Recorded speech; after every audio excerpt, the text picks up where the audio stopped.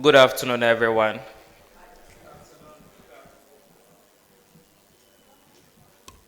Hello, good afternoon.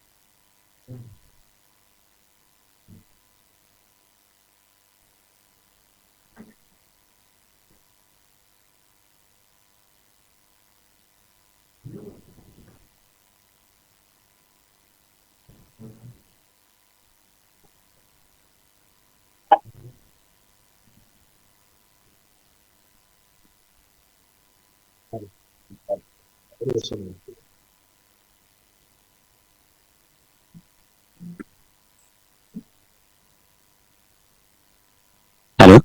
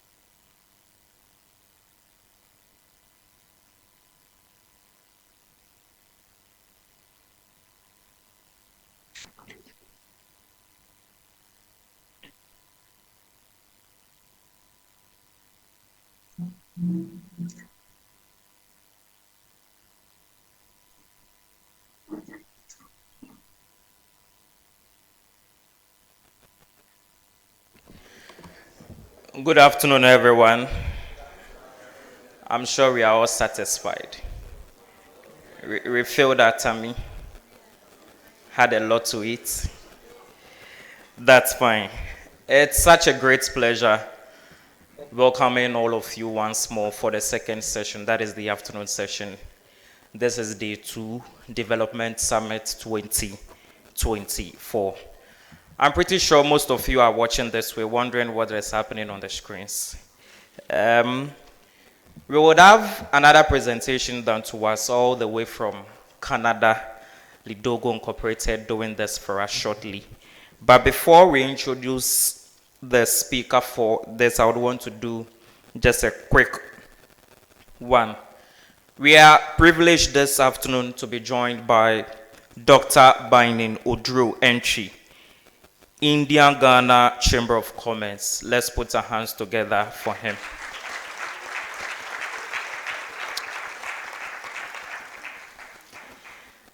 The next person is no stranger to us.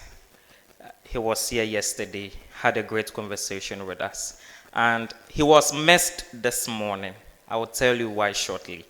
Founder, Taft College, Reverend Johnny Okwe.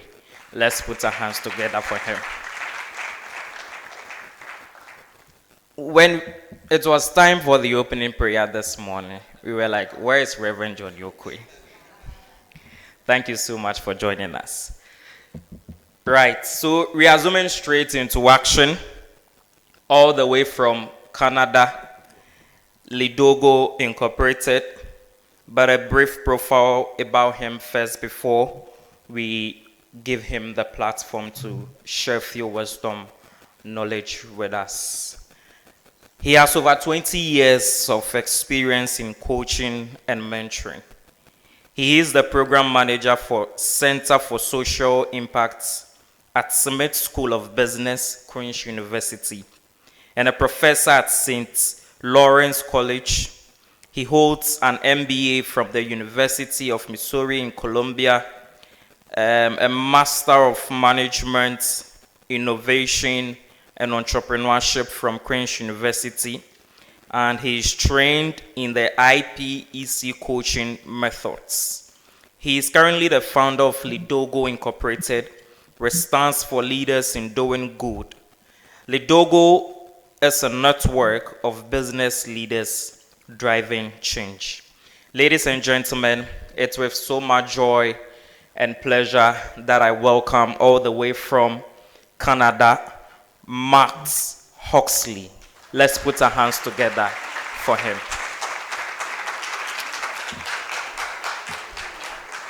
With the he is a professor. So Professor Max Huxley. Thank you so much. Thank you. We are extremely grateful to have you joining us this afternoon for this conversation. How are you doing? Fantastic. So glad to be here. I wish I could be there with you all in person. Unfortunately, my travel plans did not work out. The visa didn't come soon enough, but I'm so excited to just be virtually here with you today as well. Thank you so much for having me. Alone is enough for us. We do really appreciate it. What do you have for us? The floor is yours. Thank you so much. Well, I'll be brief today. I know you have a design thinking session coming up just shortly, but I just wanted to address everybody today. Thank you so much, Kingsley, for inviting me to talk to the group today. It's been a pleasure and an honor to be a part of the E-Jobs program again for the second year, and to partner with CD Ghana as well as Queen's University to continue to drive a lot of positive change in Ghana overall. For me as well, I just want to harken back. The experience has begun many months ago when the cohort came together. They were coming to drive change, bring their businesses to light, or scale them. They went through a lot of fantastic programming from Queen's University. We did masterclass sessions, we did some coaching sessions, and it has been nothing short of inspiring and amazing to see the progress that has taken place over the course of the past several months. For me, it has been really a transformative time too, to see some of the different people really grow as individuals, and to see their businesses and their ideas really shape into actual prosperous and potentially growing enterprises. So for me, that experience, working with each of you individually as well as in groups, has been really eye-opening and empowering all along the way. You made sacrifices. You sacrificed your time to do a lot of the different work. You sacrificed your time in evenings to connect with me and our teams along the way, to continue to learn and to grow. And for that, I hope that you will continue to be rewarded with not only just continued learning and empowerment, but many friends and connections that you have made over the course of the time through this program. For me, one of the biggest things about this specific cohort in E-Jobs4All overall is really the power of the human connection. Each of you might have come as individuals into this program, and even today or tomorrow when there's a pitch competition, many of you will be pitching your individual business ideas. But don't forget that the power is in that room right there with you. The power is in the cohort and the group and the community. You can learn so much from each other. And not only can you potentially become customers or partners, you can find potential employees as well along the way. But continue to learn from each other. Each of you can play a part in the overall growth of the Ghana entrepreneurship ecosystem. Together, you can all address poverty and youth unemployment, and you have the talent and the power to make that happen. I have seen it. and just spending some short time with each of you. And I'm so excited for what the future holds. And because of all that hard work, dedication, and your resilience, Lidogo as well is a proud partner, not only in the program, but a monetary sponsor of the Development Summit as well. Myself and my partner Pollock are amazed with what you have been able to do in a short period of time, and we know that the future is bright. So this Development Summit and the program, while coming to an end, it is really just the beginning of a brighter future for you as individuals, for your communities, and your businesses. So once again, thank you for all that you have done. You have been incredibly inspiring, and I know that the future is very bright. And I look forward to working with you all again. As we mentioned, this cohort might be coming to an end, but that just means we got more work to do in bringing your businesses to the levels of growth that you want. So best of luck. I know you're in for a great treat with Megan in design thinking. I've been through that as well. So I know that is going to be very, very helpful, and you can certainly apply a lot of those learnings to what you're doing moving forward. Thank you so much again for all you've done. God bless you, and continued luck and success. And I look forward to seeing and hearing more about what happens at the rest of this Development Summit. I am available for you. I'm continuing to help and provide some feedback on the different pitches, but we will get with Kingsley and set up what's going to happen next along the way. Enjoy the rest of the summit, and we'll talk to you soon. Thank you so much.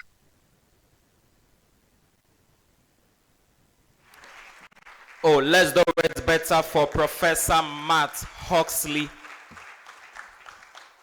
Thank you so much. I guess he is off, or he could still hear us when we talk. Right. Thank you so much. So we heard from the founder and leader of Lidogo Incorporated, Professor Matt Huxley. The spirit is in the room. So let's take advantage of it. Right. I think he is back. Prof, thank you so much. We deem this a great honor and privilege. Lidogo Incorporated, we commend you for your commitment to driving positive change in society. And you being a partner of this special gathering tells indeed that you have such a great commitment to all entrepreneurs and to all innovators gathered here this day. We say, Ayiku. Let's put our hands together one more time for him.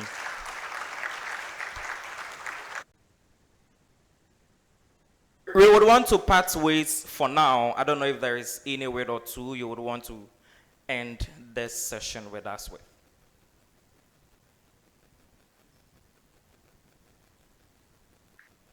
No.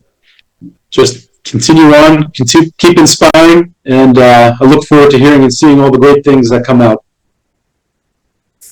Let's keep our fingers crossed and see what the future holds for us. Let's put our hands together one more time for Professor Matt Huxley, founder and leader, Lidogo Incorporated. We do really appreciate your time spent with us this afternoon.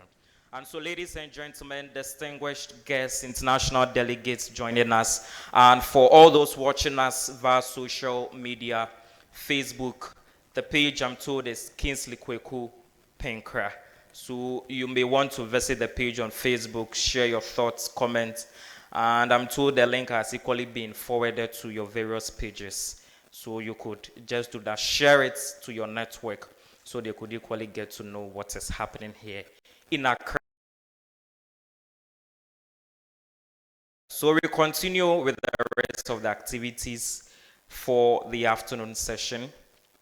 And just like we've had the previous ones done for us, Joan and Duncan and Samoa doing it for us. We have a final one to do before the panel discussion starts. And so, ladies and gentlemen, we would want to zoom straight into action.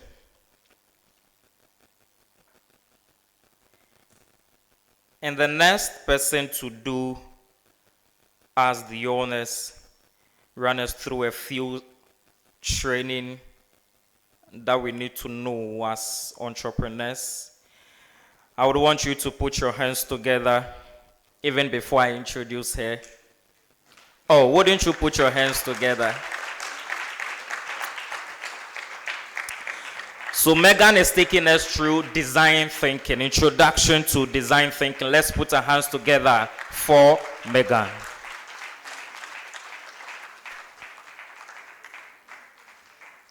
Good afternoon, everyone. Thank you so much. So we're shifting gears a little bit here.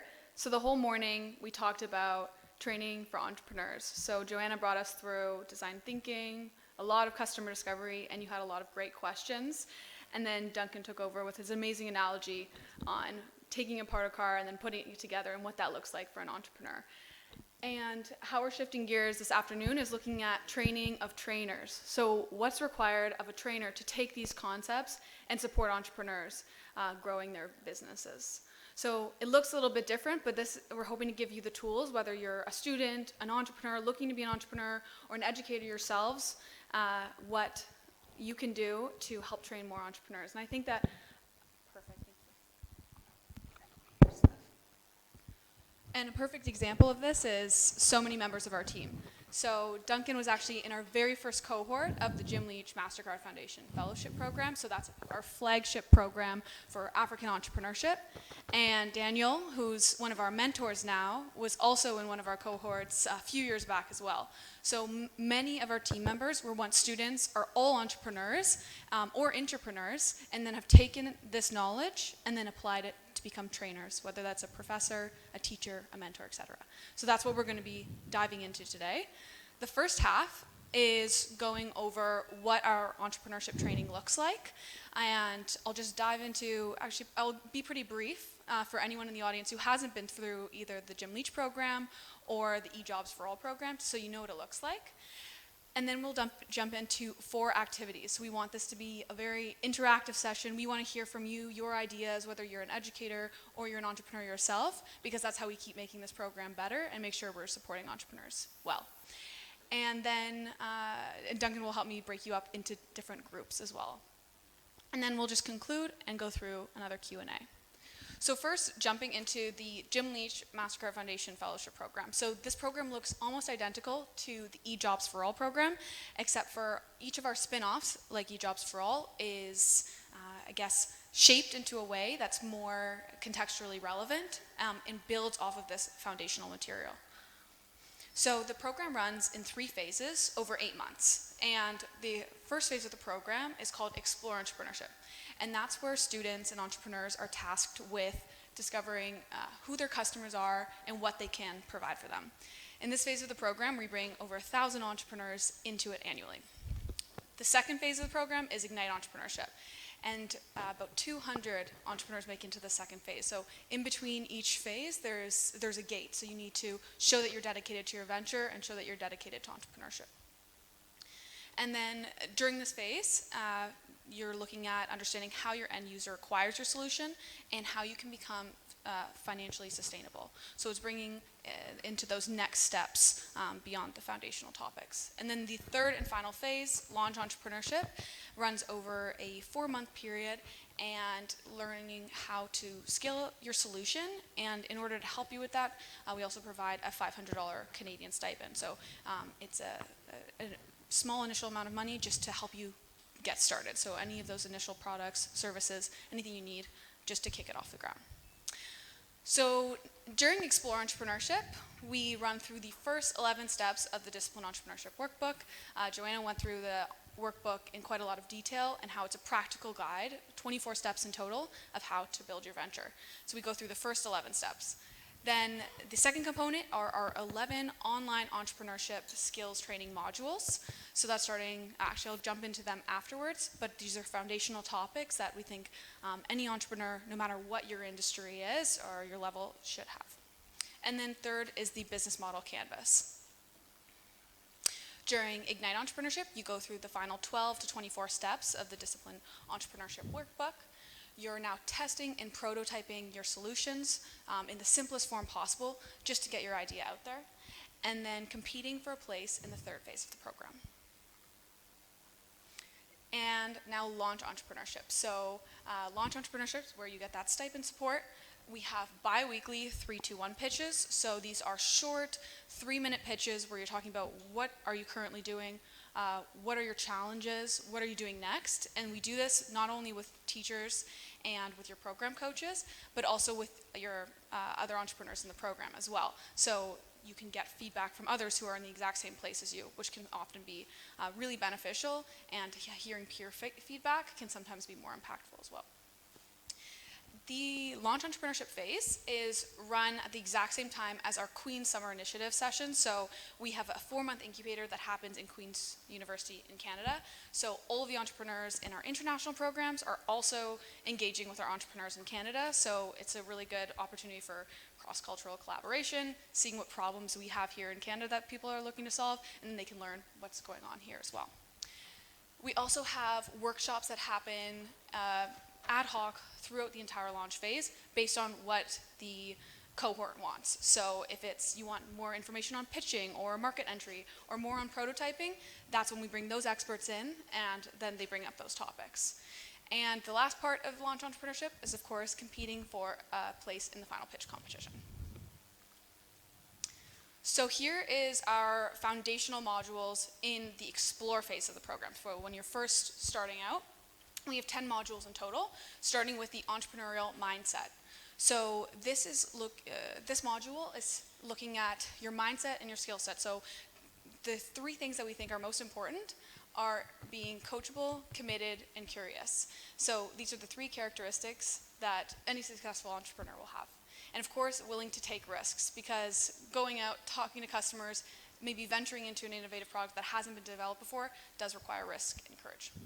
Second is design and systems thinking. So how to design a solution that's focused on the humans at the center of the problem, and then also looking at the system as a whole. So making sure you're understanding everything around that problem as well. And then you'll see on the right side of the slide here, we have the Introduction to Design Thinking badge. So throughout the entire program, you have lots of opportunities to showcase your skills through badges and certificates that can be printed or are online as well, just to celebrate your progress throughout. Next is customer discovery. I think you know customer discovery well now because of this morning's sessions, but it's understanding your customers or your end users' pain points and needs. So this is through observation, insight, interviews, photojournals, and many other tools that we teach.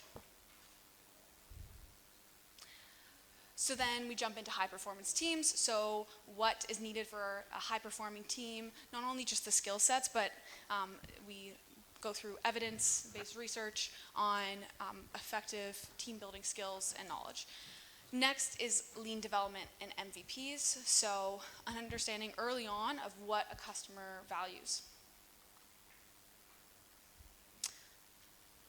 And going through the last few now, there's the price, cost, value continuum. If you've been through any of our programs, you'll recognize this infographic here, and you'll understand how your solution can be financially viable if it's not already. The next module is Business Model Canvas, and this is a one-page business model, or business in a nutshell, whether it's new or existing, just to showcase what it looks like. And then here are the final 3 modules. So we have one on social enterprise, because we have so many businesses in the program that are social enterprises, so it's just a snapshot of that.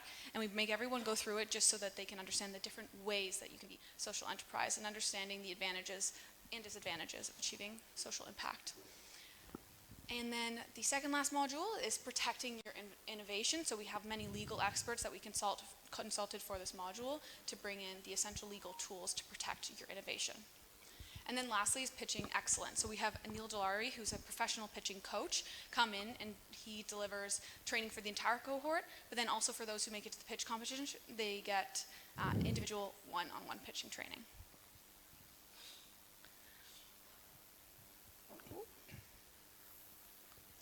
At DDQIC, we actually promote practicality.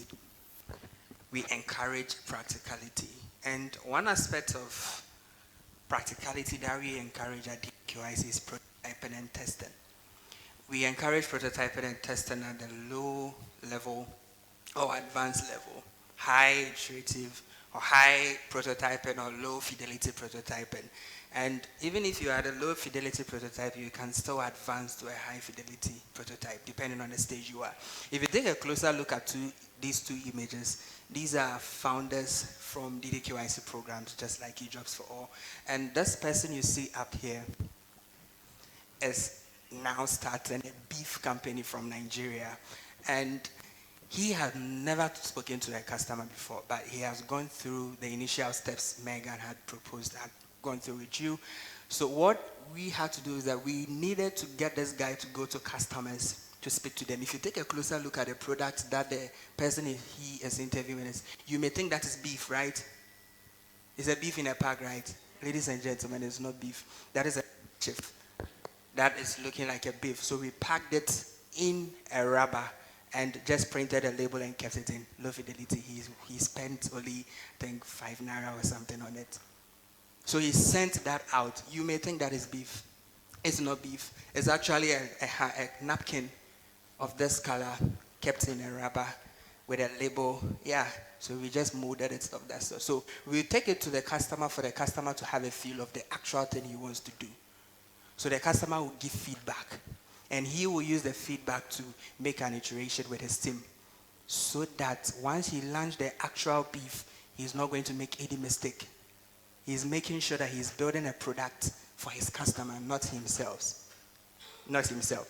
Mostly when you are done cooking and you taste it yourself, right?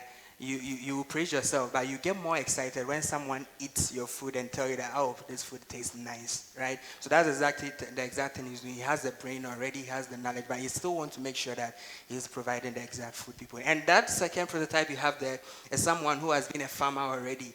He's been in the system for 10 years, but he still wanted to partake in the prototyping and testing. So what they did is that they just converted everything they do on the farm onto a paper, took it to expert for feedback to see if they could get some knowledge to incorporate in what they are already doing to boost their production. So ladies and gentlemen, these are the things we encourage at DDQIC. And I know you've all gone through at E-Jobs4All, and you are all going to be fantastic program entrepreneurs as well. Before you get access to our Explore Entrepreneurship badge, you should have gone through all of these processes to be awarded this badge. I don't know if some of you have been given this already. If not, you get it very soon. You should have gotten a clear observation of your market. You should have made and clearly defined your problem. And all these prototype and testing and these things you do, experiments on your business, is what is going to help you be able to make all these validation and also ideas on the idea and create a journey map on how the end users, I know you've gone through the design thinking method, you know what a journey map is. And you also will be able to you'll be able to set a clear value proposition for your business, because you've been there with a prototype. If not the actual product, you've been there with a prototype, they've interacted with it already, so you will be able to know what you are providing for your end user. These are the things we do at DDQIC. Back to you, Megan. Perfect. And just one more aspect on how we like to take the theory and make it practical is the workbook and worksheets. So for each of the 24 steps, we've mapped them to a worksheet where you take the concepts, you take the theory, and you apply it to your idea, your venture. And so that's just another tool that we have at our disposal to help you build through those 24 steps in a practical way. And then we also have 4 key evaluation criteria. I'll just jump through it here, and it'll bring us to our first activity and question we have for you. So first is each of the 10 modules has a quiz at the end. It's short, it's just 3 questions just to make sure that you've gone through all of the content. Second is 2 of the worksheets of all of them from the Discipline Entrepreneurship Workbook are mandatory. The rest are optional, highly encouraged, but we do recognize that you have, many of you have multiple business or competing priorities, so we don't make them all mandatory. And then third is completing all of the online modules, so they're all required. And then lastly is submitting the business model canvas at the end of the Explore phase. And so just to show you what impact this program or this model has had and the entrepreneurs that have gone through it since 2021, the first year that it was live, We've worked with over 7,000 students in startups over this 4-year period.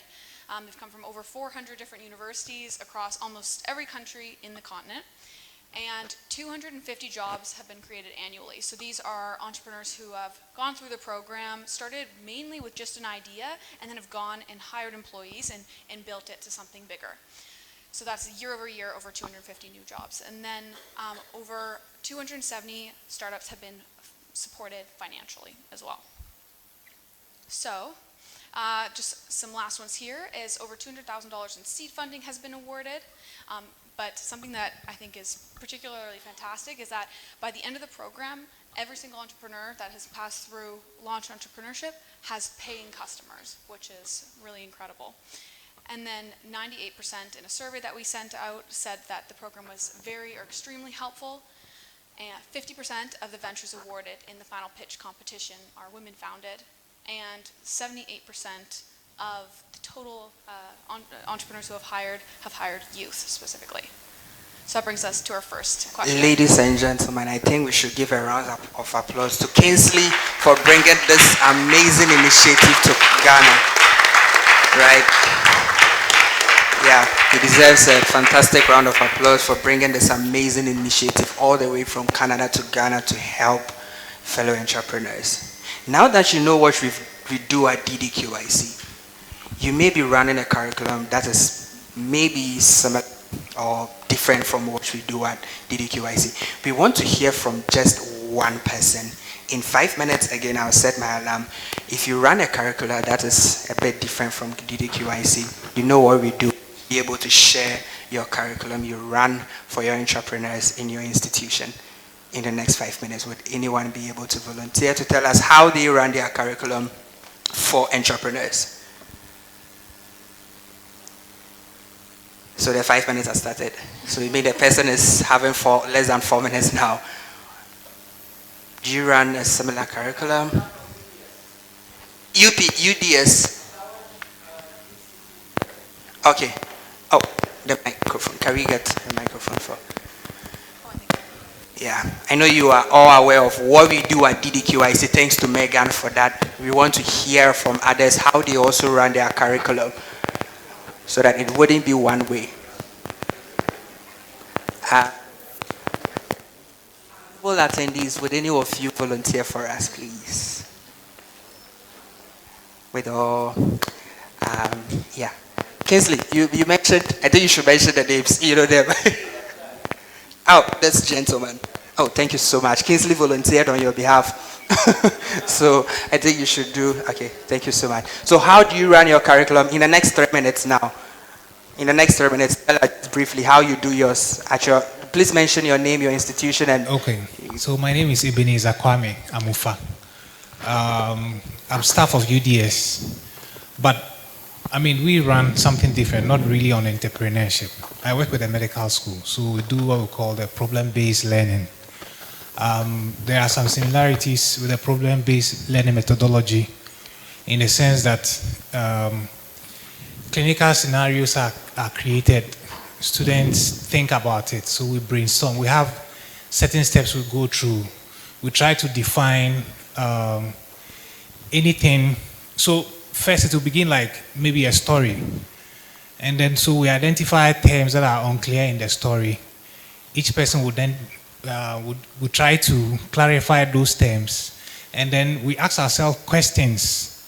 Then we try to find answers to the questions. But everything is under the supervision of someone who has already gone through the system. 1 minute, yeah.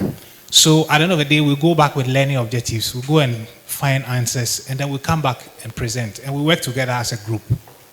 So that's how it is. So it's not really entrepreneurship per se, but problem-based learning for the medical school. Thank you. Yeah, thank you so much. I think this is still an amazing initiative. It's still of great purpose to the students. Some of them will turn into entrepreneurs. This is an amazing curriculum you are also running at your venture. Ladies and gentlemen, do you agree that it is? Yeah, amazing. Thank you so much once again. So now that you've... Can I say something? Yes. It's not my curriculum, but okay, I know about it. Okay. Yeah. And I think it's the You Start which was administered by the Ghana Enterprises Agency. And they do something similar in that they also have it in 3 forms. You do the advanced, maybe that's going to be your explore. You start from the beginner's level, you go to intermediate, and then you go to advanced. And I think at every stage, they teach you, come again. I think I should give it to Miss Ivy, because she's from GE, actually. Oh, okay, amazing. 30 minutes. Would you be able to do that in 30 seconds for us? Hello.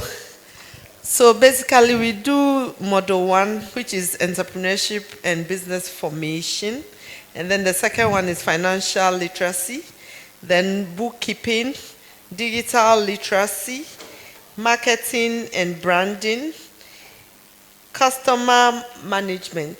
But then we also add, is it Kaizen? Yes, Kaizen. I know of Kaizen, very common in most. Thank you. Yeah, no problem. So this is another But it's fantastic.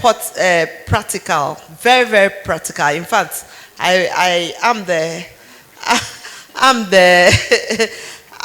work for PwC in Ghana, and I'm a consultant. So I take care of the whole of Greater Accra region. Amazing. You are a great person. Could you put a round of applause for yeah. So now that we know, you were right on time, 30 seconds. Thank you so much. Now that we know how we run our curriculum at DDQIC, and thanks to UDS as well, and thanks to our beautiful mother, how best do you think these curriculum you've heard of, DDQIC, JEA, and UDS, why do you think this is of great benefit to entrepreneurs? This brings us to our first activity for the day, activity 1. In 5 minutes, we are going to group ourselves. And I think that these are few people, so I think you already sat there. So this will be group 1, group 2. Yeah, there's a cheat. Do you think we should divide these people? All right. So group 1 and okay. So this is group 2. Could you push this bottle to the center? Yeah, to the center. So you are in Ghanaian border, and you should be in Ivory Coast, right? So group 1, group 2, and this will be. Could you shift a bit? Oh, put a bottle there for me. No, the bottle, just the bottle. Yeah, on that line. Group 1, group 2, group 3, and group 4. So we are going to run 4 activities, and it's going to be interactive, right? So based on the curriculum you've heard from DDQIC, thanks to Megan so much, and based on what you've heard from UDS and what you've heard from GEA, the first activity is saying in 5 minutes, you are going to brainstorm key insights and learning from the trainers. Based on your own learning from experience, why do you think this material will be relevant to young entrepreneurs and innovators? You know the materials you are talking about, right? That from DDQIC and the curriculum you've heard of, and that of UDS. Why do you think this is of great benefit to young entrepreneurs or innovators? Brainstorm as a group. Group 1, group 2, this is group 2, group 3, and group 4. I think this is a cheat. Maybe you can join some of the group, but no problem. That's group 4. So please brainstorm, and after brainstorming, each person would come. I think we should take one person, right? One person from a group would come to share their insight. Once you are done sharing no one is wrong, no one is right. Remember, we are all learning. This is a training session for the trainers. So after, how many minutes should we give them? 5 minutes. Yeah, 5 minutes, all right. So after 5 minutes, we will select one person to tell us their response in 1 minute. You give us your response in 1 minute. So ladies and gentlemen, time is, pardon? Yeah, you can chat. You should chat. The place should get noisy, no problem. Yeah.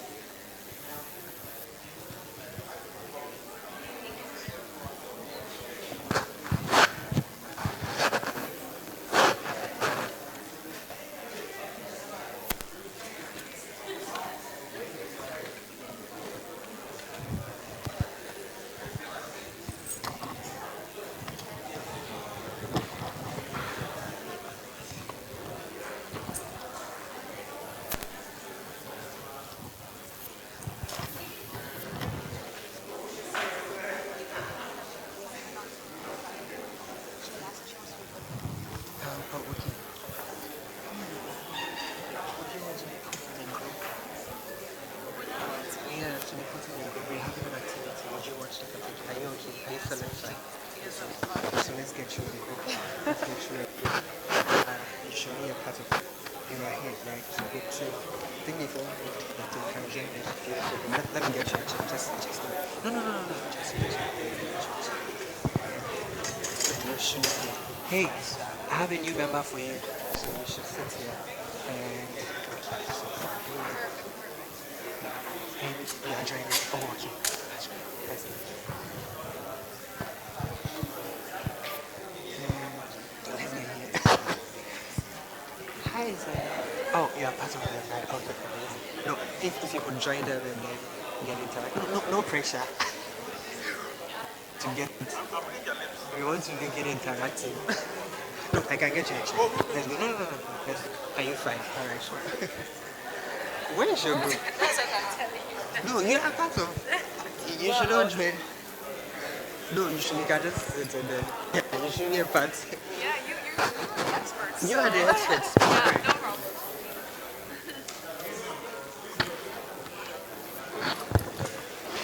3 minutes more.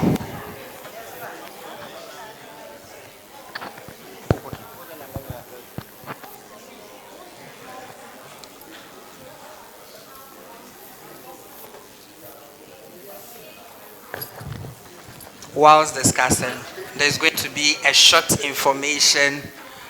So you can do the discussion and still be listening to Kingsley at the same time.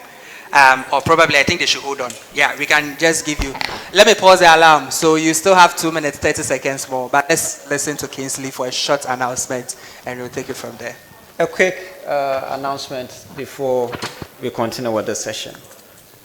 I was just called out there and I was pretty informed that there is a theft issue which just happened here. And I just want to draw your attention so you'll be careful with your things. What is happening is, I hope all of you registered.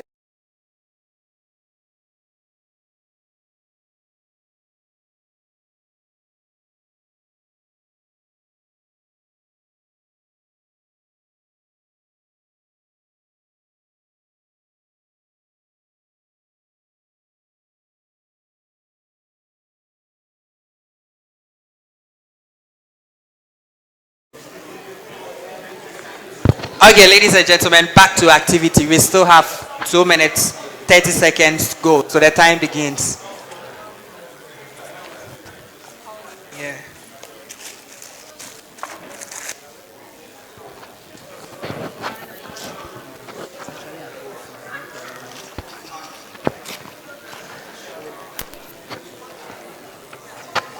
Oh.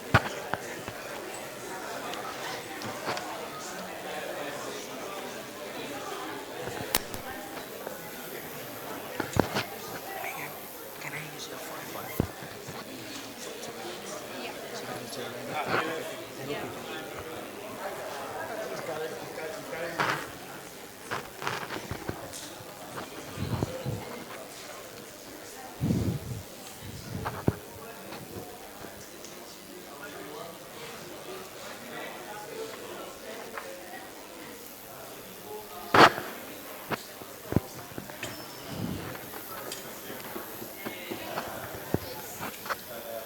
Hi, sir. Are you partaking?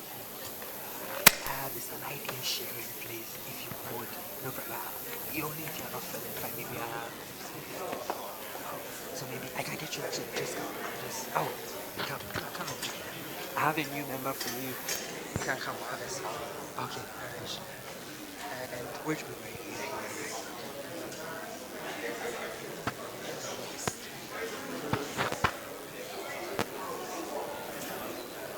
Man, I think once time is up, we should call their leader and select the people to come. They should stand in front of their respective group. So the first will be here, the second person, and the third person will be here, the fourth one. Each rep should come. And then Do you mind that I can stand beside them? yeah, you can. Because you will take the session from there. After Right. the interactive Yeah. part, then I do. Yeah. Yeah, perfect.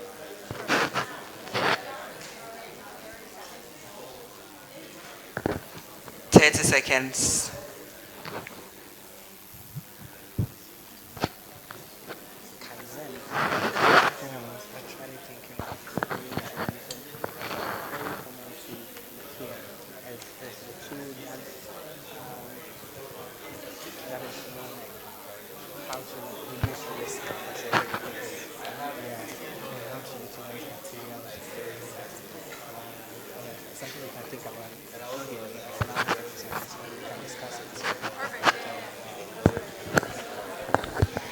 can see two team members.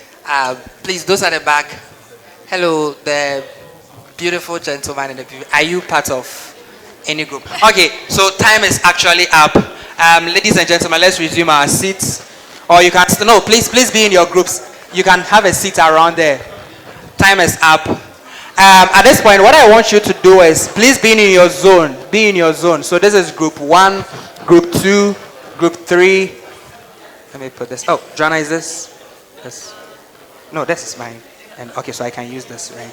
This is group 2, group 3, and group 4. Now I want each group to select a member to represent you. Each group. And I want each member or the selected leader to come in front. Stand in front of your zone. So, group 4, your rep should be here. Your rep should be here. Time is up. Your rep should be here. We will disqualify any team that comes late. So, group 4, your rep should be here in 5 seconds. 1, group 2, group 3, your rep should be in front here. Group 2, your rep should be here as well. And group 1, your rep should be in front. So, in 5 seconds, 1, 2, there's a prize at the end of all activities. So we group 3, and oh, the reps are not coming. No, please don't be shy. No one is right, no one is wrong. We are all, this is training for trainers.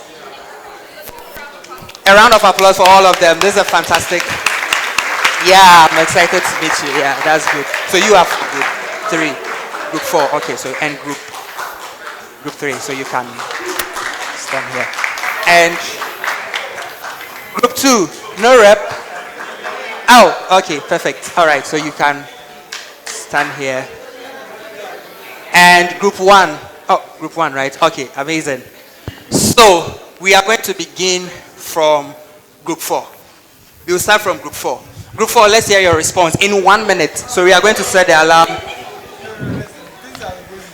No, it should be group 4, group 3, group 2, group 2. The next, because we have a lot of activities, the next one will start from group 1, group 2. Yeah. So group 4, let's hear from group 4. Ladies and gentlemen, no one is wrong, no one is right. We are all okay. So let's resume the question. Why do you think all these curriculum we've discussed here, why do you think they are relevant to young entrepreneurs or innovators? Okay, so there are a few importance of this curriculum that we are having here. To start with, we have the first one. It helps to determine if their idea is financially viable. Yeah, that's the very first one. And then the second one, we also have, it helps individuals to be equipped with certain skills. Yeah, because if you are having this kind of skills, you'll be able to do something on your own. Yeah. So the third one also, it gives us, or it gives young entrepreneurs to have millions of options. So these options include either to set up something for their own selves or to work for other people in other companies. And then the next one, it helps to bring idea to fruition. Yeah. If you don't understand that word, the next one, it provides networking opportunities to learn from peers. 1 minute is up. Thank you so much. So we got a few from you. Those are fantastic points. We all agree, right? Thank you so much, Group 4. Fantastic team. They are not many, but I think they did super great. Now let's hear from Group 3. Okay, I'm Sadiq Donko and I'm representing Group 3.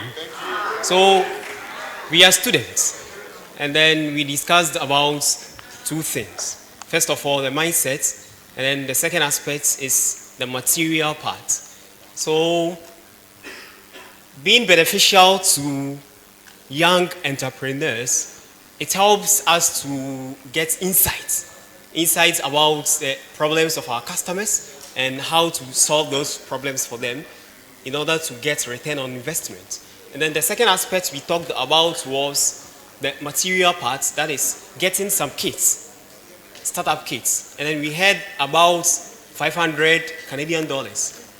We were much interested about that because we have young innovators, entrepreneurs who don't have much. the monetary aspect is not strong. Being students, undergraduate students, we face much challenges when it comes to the financial aspect. 10 in school. seconds. Being the pocket money, sometimes our fees. So starting a business will be very difficult for us. 5. If we don't get some monetary support. That is a start. Thank you so much, Group 3. Yeah. So please take note. Group 4. Is anyone a trainer among you? Group 4. Are you trainers? Are trainers? Trainers, no problem. And Group 3, entrepreneurs, that's fine. And let's hear from Group 2. Okay. So I think we're a mixture of trainers, entrepreneurs. And okay, so the first thing we came up with is this material is very relevant because it helps entrepreneurs to access the real needs of their customers before going out to the field. So they create problems and they create solutions to existing problems, what their customers actually demand. Then the second thing is that it helps give them a holistic experience, not only theoretical, but after learning the theories, the principles, it gives them the platform to go out and then actually execute and then learn from the practical lessons as well. 30 seconds. The next thing is okay, let me skip to, yes, we are learning a lot of STEM, science, technology, mathematics. Yes, we are pushing, advocating for that. So adding such materials to, it helps people, after getting all this knowledge from STEM, you can now come and then actually solve a problem in society. So yeah, that's what I'll add to it. Fantastic. Thank you so much, Group 2. Now let's hear from Group 1. Is there a trainer? You are a trainer, right? Amazing. Okay, we are not doing discrimination here. I just want to do the group representing well. Group 1. I think that the course is relevant because it emphasizes pitching. Please let's hear from Group 1. Pitching. The next is Group the 3-2-1s. It helps you with key skills that you need to talk to other potential funders who are usually busy. So to be able to summarize the key things you need to say and to say it such that it's meaningful. The next is that it's structured to be step by step. So even if you don't have any experience in entrepreneurship, by the time you are done with it, you are able to emerge as a potential entrepreneur who can try it. The next is it emphasizes peer-to-peer learning under the guidance of a coach and a mentor. And usually these people have also gone through and have established successful businesses. So with their guidance, you're able to sail through safely. Thank you. Thank you so much. These are our amazing points. Everyone is right. And if you take a closer look at the responses, financial is common. Stipend. Someone made mention of stipend, of course. And the kits are common responses as well. An idea to fruition. So you should look for the meaning of that, right? The gentleman said it. And then skills. Those are common points shared among all groups. You guys are fantastic groups. I think the groups here could solve a lot of problems for us here. Thank you so much for the amazing response. Yeah. Back to you. Now let's hear from DDQIC. What DDQIC has to share. And Megan will take over from there. So just before I get the next slide working, I'll just say that our curriculum isn't perfect, so that's no means the end goal of our exercise here is to say that. So there's always room for improvement, and every single year we look for ways that we can continuously improve it. So over the next activities as well, if you have other ideas or things that you've done in your curriculum, in your courses, or things that you've learned as a student that you think are missing or really helped you in your process of becoming an entrepreneur, then add that in as well. So why did we pick this material? So the sequencing of the modules reflects the logical progression from ideation and mindset development to practical skills, like making a business model and financial viability, understanding how to map that out. But that follows the innovator's mindset and skill set.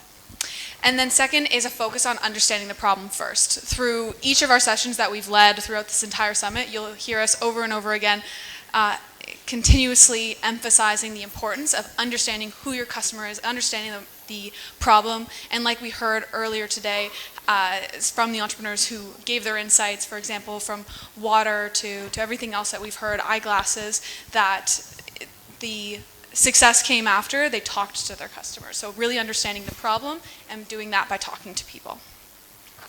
And now we'll move into activity 2. Thank you so much, Megan. Sharing some papers around so you don't waste your personal paper, your 3 pages out. I think you need one as well.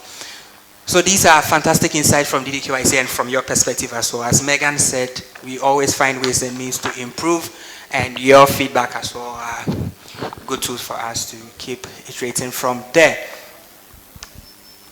Now that we know what we do at DDQIC and we know how the materials can help entrepreneurs, what do you think? You see, you know the curriculum we have, right? So we need to be able to foster good communication among students so that they can benefit from it. You can have a perfect curriculum, all right? But if there is no good communication between you, the trainer, and the student, there is no way that student is going to benefit from the curriculum, irrespective of how best the curriculum is. So another activity, in groups, your respective groups. This time around, we'll start from group 1. Please take note. Your respective groups, let's brainstorm again as groups. Come together. You can be as loud as you want. This is an interactive session.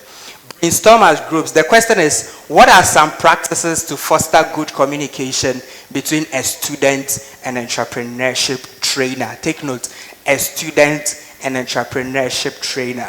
What are some of the steps or practices that foster good communication between a husband and a wife? What are the good practices that foster good communication between a student and a trainer? Ladies and gentlemen, in 5 minutes, we'll get back to work.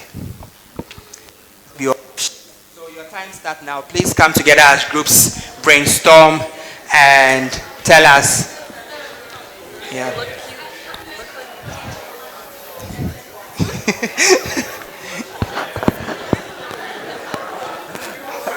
Yeah, I shared some. Luckily, I brought this. I don't know why I kept it in my bag. Should keeping the ideas. Yeah. That'd be good for the conclusion. You could like bring all their points together. Yes. I think that's a good thing. I wrote the first one.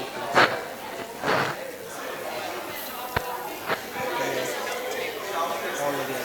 Yeah, I think that was good. The first one, they shared responsibility. Before said some of what benefit would they get? They are saying financial skills. I read them first, but I can read it. Financial skills. Yeah.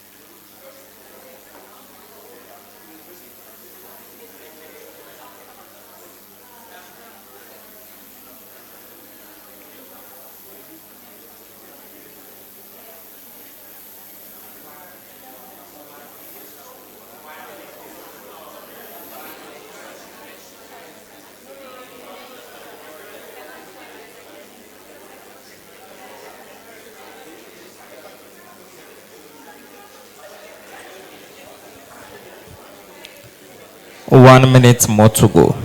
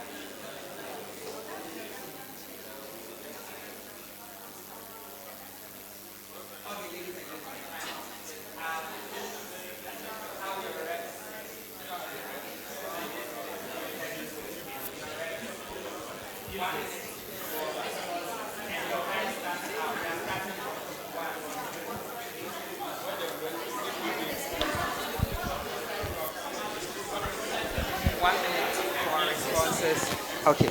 Oh, I think it's back. Okay, thank you so much. Yeah, it's working now. 1 minute for responses, and we are starting with group one. Group one, your 1 minute starts now. If your rep is not here, it means you have less than 1 minute. Group one, who is the rep for group one? Group one. Group one, you have 40 seconds more. Yeah, a round of applause for the reps, ladies and gentlemen. Round of applause for the reps. Group three, we don't have your rep yet. Group two, group four, we don't have your rep yet. Round of applause for the round of applause. Perfect. A round of applause for the reps. Thank you, everyone. Okay, we'll start with group Which one. group is starting? Group one. Group one. Yeah. So I'll repeat the question. What are some practices to foster good communication? Could we hear from the groups, please? Yeah. Ladies and gentlemen, What are some thank you so practices much. to Yeah. foster So group good one, let's hear from you. Yeah, good communication between a student and a coach. Okay, my name is Pastor Gabriel. Group four. Pastor Gabriel. Yes, I work with Enterprise as a relationship manager. Yes, and one of our points is objective of the training. You know, as you are as a student or as a student and entrepreneurship trainer, there should be an objective. What we are going to talk about. So ours is financial management, and the second thing too is special appointment.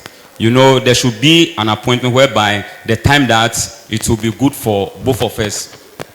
That is the student and the entrepreneur trainer. So that it should be like you are coming on Thursday and I'm also coming on Wednesday. No. 20 seconds more. Yes.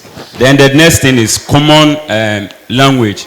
The common language should be, we should understand the type of language that we will speak, that we will all understand. Yes. And the last, this thing is feedback. Yes. So thank you very much. Thank you so much, Group 1. These are similar feedbacks from the KYC as well. So Group 1 says objectives, common language, and the third one, I couldn't get it. Feedback, thank you. So Group 2, let's hear from you. My name is Diodio Prince. Group 1 says, and as a student, you have to be ready to learn and ask important questions. And you have to take part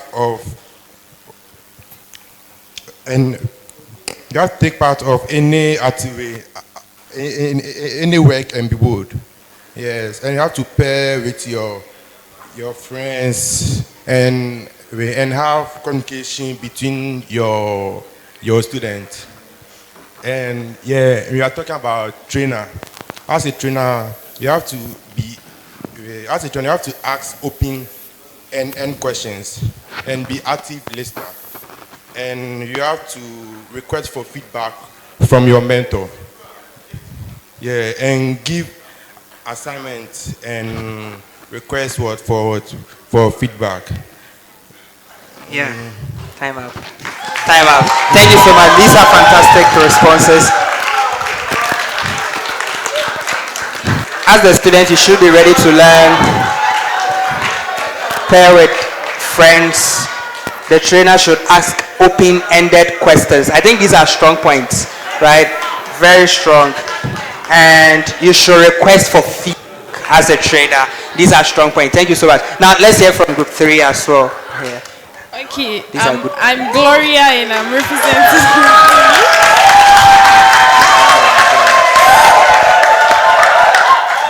Okay, so we know that before communication occurs, that's transferring information from one person to the other, there needs to be feedback in order for communication to take place. So the point we took down is active listening. That's listening to your students and also focusing on his needs. That's when you listen to them, try to notice their needs, their challenges, and ways that you can help them. Then you need to we are using one of the big 5 personalities, openness. That's you should be clear. The information you are sending should be clear. It should be simple. It should be detailed that they can understand. You need to be honest to your students. Because 20 seconds. Because that's the only way they can really know their forte, where they are strong and where they are weak in order to work on them. And you have to bring about an inclusive and respectful environment for them to be able to voice out their needs to you. Thank you so and much. Also feedback. Group 3. Yeah, amazing. So group 3 says active listener, clear and detailed, and inclusive as well. Okay. So group 4, let's hear from group 4. So to foster good communication between the students and the entrepreneurship trainer, we have 1, create an open and safe environment by encouraging questions and effective listening. Yeah. And then the next one also, using of social media platforms such as emails, messaging apps, which are common to both the students and then the entrepreneur. And then the next one also, providing effective and immediate feedback right after communication. And then the last one, the practice of tolerance and empathy, and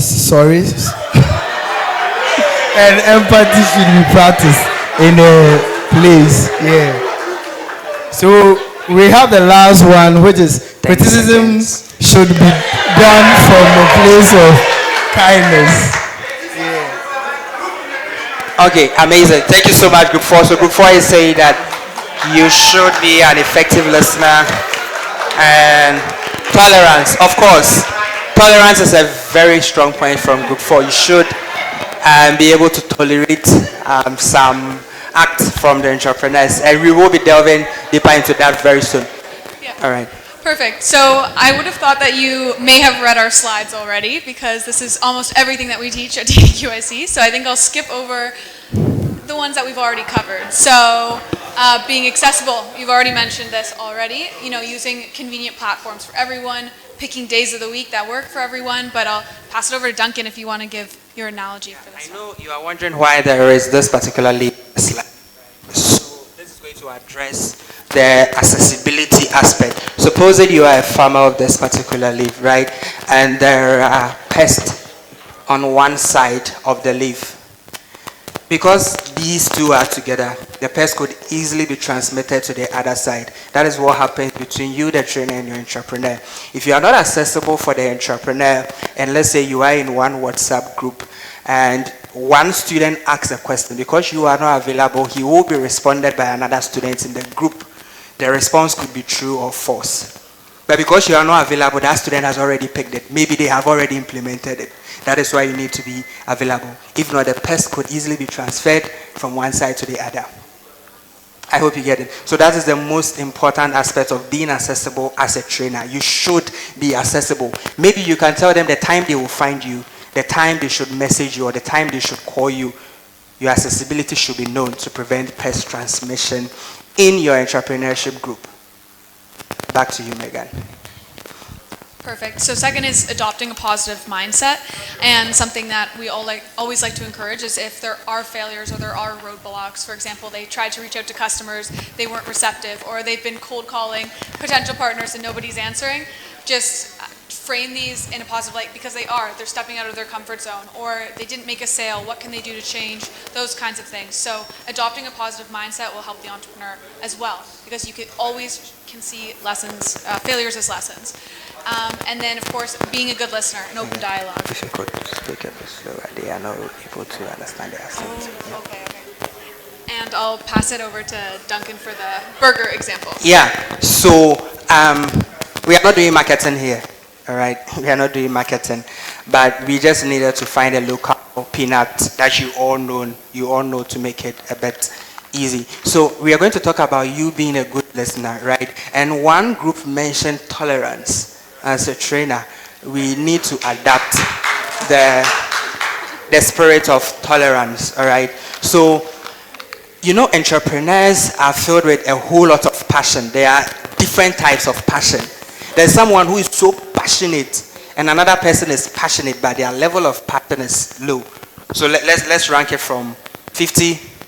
Someone is more passionate at 50%, another person is more passionate at 80%, the next person is passionate at 100%. Now, the person who is passionate at 50% has been handed over to you, the trainer, to boost their passion to 80 and then gradually boost it to 100. Now, because their passion level is a bit low, it's more like this peanut. Now, if you know how this peanut works, there are just few peanuts in here. The rest is filled with air. That is the entrepreneur with a passion of 50%, right? They think they have the passion. I want to be an entrepreneur. I'm going to succeed in it. But their passion level is that small peanut in there. The rest is filled with air. So if you are not a good listener and you be harsh on that entrepreneur, this is what is going to happen. This is the only peanut in there. Now, you see, you've taken the little passion they have in there away. And if you don't take care, this is what is going to happen. Should this peanut be removed from the wrapper?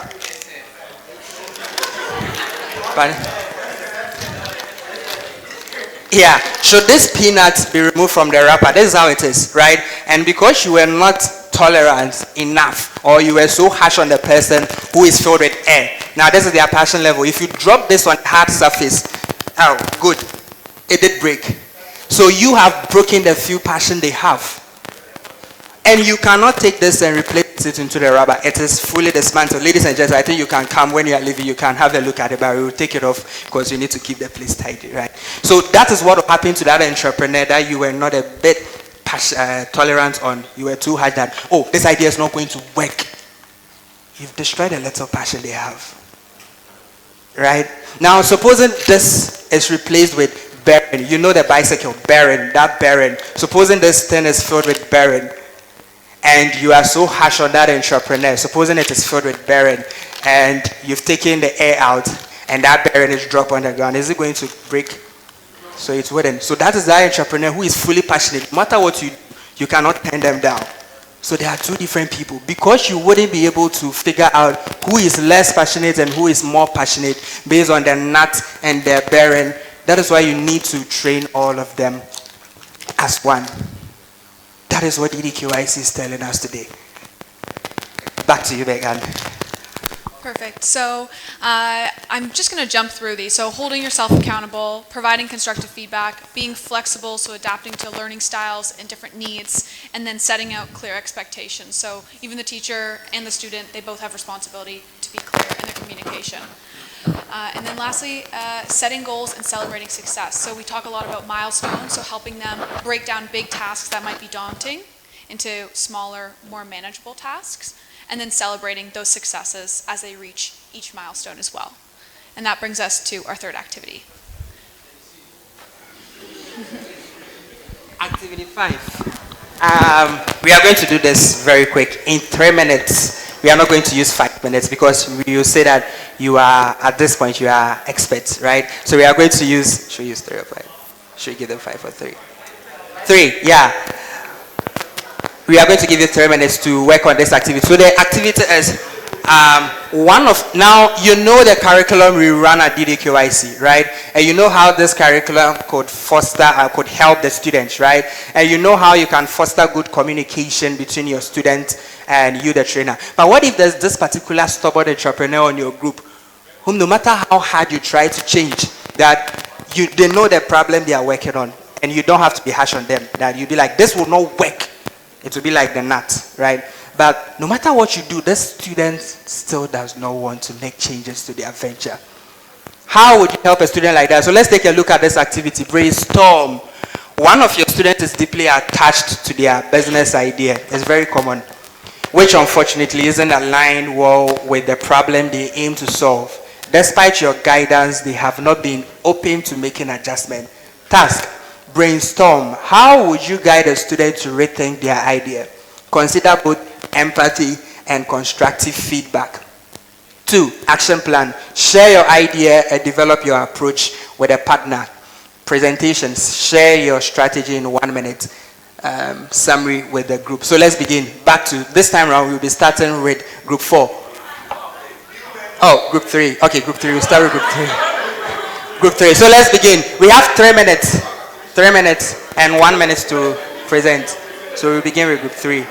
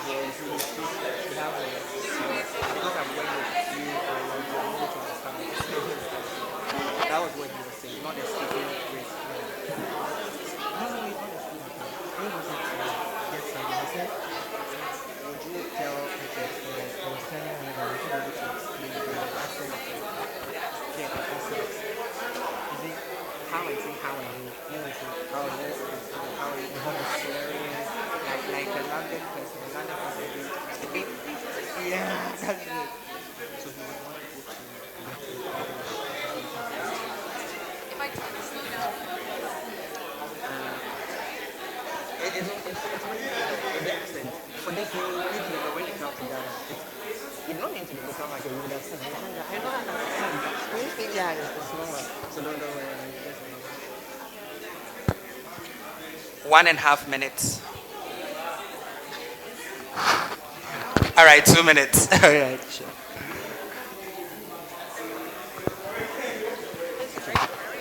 Yeah, it's really engaging.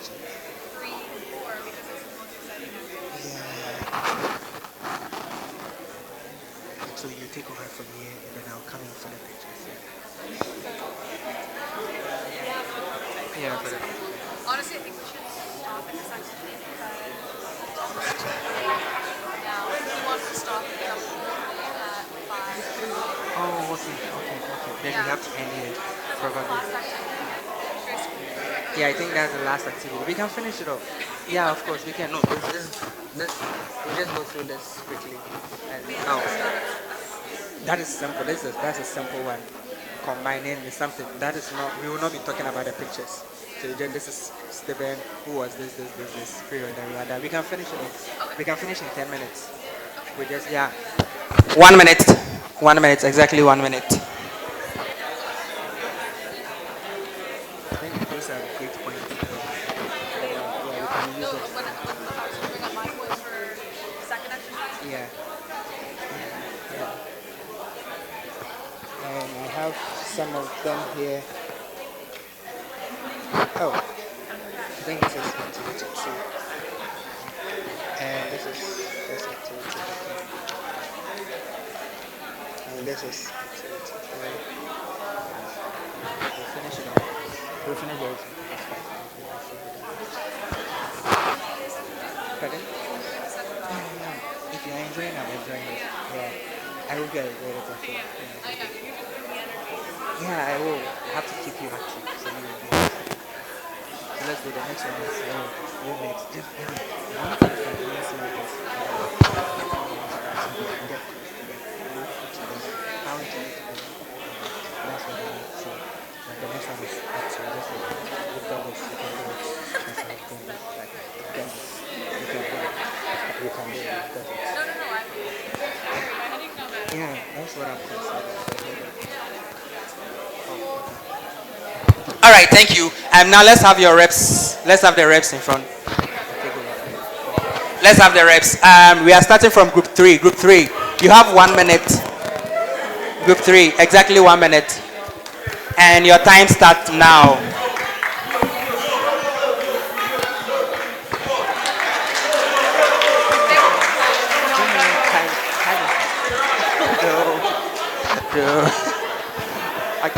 I think your leader can do the wrapping up here.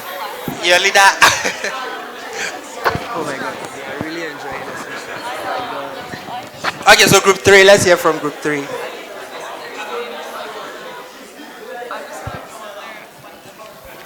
Group 3, let's hear from you. Your first point.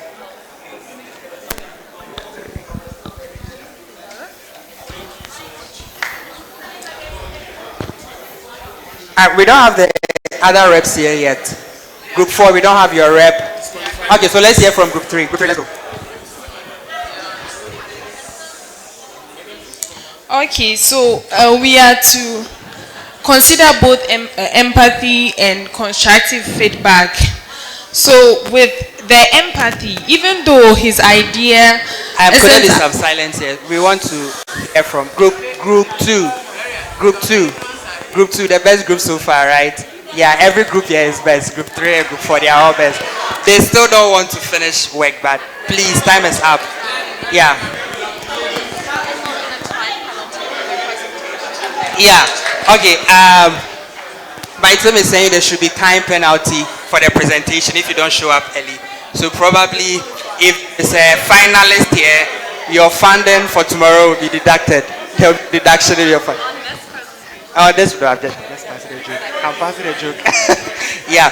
Okay, so let's hear from you, please. Okay. Yeah. So with the empathy, even though his idea do not align well with the problem he aims to solve, you can't be harsh on him. First of all, you need to acknowledge and validate whatever he or she said. That is, you have to recognize the effort and passion that he put into the work, and that way you are creating a safe and supportive environment. When it comes to constructive feedback, you make sure you clearly identify where his strengths were and where his weaknesses were, and you need to give feedback.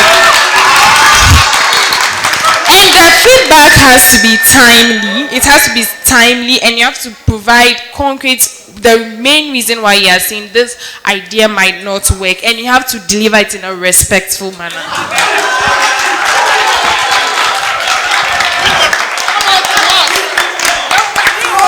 Yeah, okay, so I'm Victor from Group 4. So for empathy, we have acknowledged the students' passion and the work they put into their idea. Relate their experience to others who have successfully pivoted, showing them that successful entrepreneurs often need to adjust their ideas. And if possible, give them an example of someone who has done what you're talking about. Make emphasis that making adjustments isn't getting rid of the idea. Then for the constructive part, offer data or constructive evidence that highlights the misalignment between the idea and the problem they aim to solve. Thank you very much.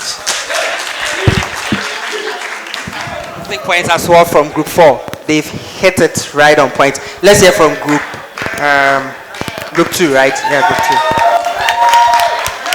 All right, I'm Benjamin. Okay, so one-on-one coaching, understanding the motivation, drive, understand their values, and encouraging prototype in a controlled environment. Explain the consequences to them. These are strong points. Now, this is group one, right? Group one is group two. Oh, okay, group two. Now, yes. Oh, you are not done. Just Okay. want to give a scenario on this top Yeah, one you have 30 innovator. seconds for, yeah. Okay. I happen to be working with Ghana Health Service. I have service administrator. So there was this day, my boss used to complain of those revenue collectors. When they go in for the money, they do under carbon. So meaning there is always loss of resources and cash. So I suggested to him that why don't we have a lot of banks around? Why don't you situate maybe a bank at the facility so that they will just take the money for you? In that way, you are not going to pay any revenue collector and your money is also safe. So I think with such innovations, it can seize some of our problems for us. Thank you. I think all groups are doing well, very well. And I think group one is full of trainers. There are a whole lot of trainers here. So we are definitely going to get some strong points from group one. All right, Let's hear thank from you. group one. So for group one, we did adapt a training, a coaching and mentorship model called GROW model. So G represents the goal, O represents options. I think it's GRO, right? So G represents the goal, R represents the reality, and O represents options, right? And then W represents the world. So in our case, we started by first defining what the goal is. For whoever that entrepreneur is, there is a goal, there is a reason why he or she wants to become an entrepreneur. And then followed by what the reality is. So it was at the point of the reality where we determined or we tried to state scenarios of other instances where other startups or businesses have succeeded. And what their business models were. Probably for this stubborn entrepreneur, we have probably in the process of doing customer discovery realized that this business is not viable. But this person does not have that heart to accept it, right? So we give him an instance of the reality. So we define the goal, we giving them the reality, and then we come up to the options. What are the options that can be adapted to achieve whatever goal you have? And based on that, we can then determine is now there, now that we've defined the goal, we've stated what the realities are, and then giving options. Do you now have a will to implement whatever has been discussed? Thank you. Amazing. Yeah. These are amazing points from group one, group two, group three, and group four. These are fantastic points. Now let's hear from DDQIC as well. Yeah.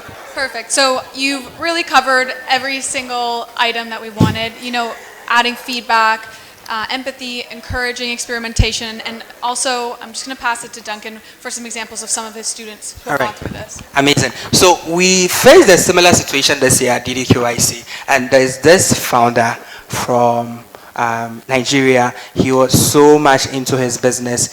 He was moving a venture more like extra activity venture. So he wanted to have, what he wanted to do is produce Gary. That is what he wants to do. But he wants to own a farmland, a cassava farm. He wants to have his shops, his own Gary shop. He wants to do the Gary processing. He wants to own an app for the Gary ecosystem. He also wants to have branded t-shirts and caps and a whole lot of big industries. And he wanted to do all at once. So he is looking for funding to invest in all of these things. You know what? We had to understand him. We have fantastic coaches on E-Jobs4All, fantastic coaches at DDQIC and everywhere. So we had to understand this person. And what we did is that we did not say none of these ideas are not going to work. We didn't say that, oh, this wouldn't work or anything. We just told him that, you know what, you've gone through prototyping and testing. Let's prototype both ideas, go to the markets and verify. So this is what he did. This thing you see here is not Gary. That is paper that is kept in sellotape, right? And just like the football they used to do, right? So this represents his Gary, and this represents his shop that he wants to do. So he has prototyped it with paper and sellotape. And then this is the billboard. It's representing the app he wants to own. So these are all the extra activity. He had some. He said he wanted a van, cars and stuff. He did it all. And so he took this to the market. And we were like, okay, now let's focus on the main thing you want to do, the Gary. So prototype the Gary as well with a 3D model. Just make a banner of your Gary. Go online and create anything of a banner representing your Gary. And he did that as well. He went to the market with both prototypes. And all the customers and end users opted for just this. This is all we need, man. bring it to the shops and we will buy if it's good. He shared the feedbacks. Do you know what happened later on? He has gotten what he needs to do, right? We all know what he needs to do, just a Gary. And his customers have said it, but at the end of the day, he still wanted to do everything at once. So you know what happened? In this situation, we were like, we didn't say, oh, you can do it. And I was like, all right, we were like, oh, you may succeed. Because the entrepreneurs like that, people will be so passionate that I'm still going to do it. You don't have to worry. They may succeed. They may not succeed. If they succeed, congratulations. If they don't succeed, you should still welcome them with loving arms and still encourage them to go back. Now they've learned their lessons, so go back. It happened. Unfortunately, because he could not maintain the feedback customers gave, he was not able to continue with his venture. So he realized his mistakes and he sent a long text that we have now realized our mistakes and we are trying to bounce back. Thank you so much, DDQIC, for all you've done, and we are trying to bounce back from where we are. So he has learned his lessons, right? It's so sad, but we just need to let them try it out. If it works, fine. If it doesn't, we still need to accept them with love and arms and encourage them to bounce back. We will meet such entrepreneurs as trainers, and I'm sure the feedbacks we've all shared and what we've shared from DDQIC would help us as we train these fantastic entrepreneurs. To our last activity for the day, and we end. Perfect. So the final activity is another scenario for you to tackle in your groups. So now we're looking at a student who has a great idea. They're just at the idea stage. They haven't implemented anything yet. So right now they're getting super overwhelmed with everything that has to go into this business. They have, as Duncan said, 3-4 products that they want to bring to the market, and they don't even know where to start, and they're putting all their eggs in one basket. So in your groups, think about what you do to help this student. They're struggling to prioritize tasks and make progress, which is affecting their confidence. So again, take about 3 minutes, so try to do it quickly since we'll go to the panel after this, and brainstorm how you'll help them, and then we'll get back and we'll hear from your representatives. All right, go ahead. So in 3 minutes, let the activity begin. The question is, you have a student who is overwhelmed with the whole activity of entrepreneurship and all the steps needed to bring in life, and they are struggling to prioritize the task and make progress, which is affecting their confidence. So they see the journey to be so stressful, to be so huge, to be so big. How would you help a student like that? This student is not stubborn. He is just seeing the task to be so huge for them. How would you help? In 3 minutes, please get the responses done, and we hear from you. Yeah. Finally. Oh my God. Joanna, how do you see this? Do you think the content is... Yes. Yeah, I think we can still improve it with their feedbacks. We've changed a lot of it. Yeah, we changed a lot. I really like it. I think it's probably inspired on me. Yeah. Yeah. It gets so many hands. Yeah, and a lot of them turn into a leadership role at some point. Yeah.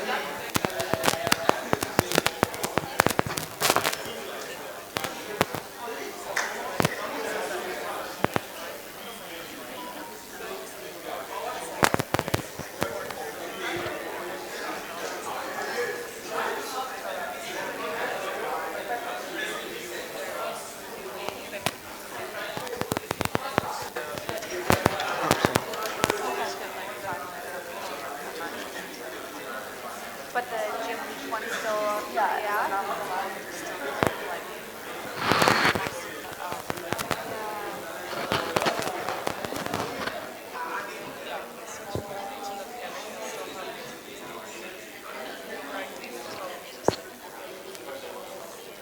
Oh, just an hour left. Yeah, the program ends at 5, right? So we just have an hour left for 2 panels. Wow.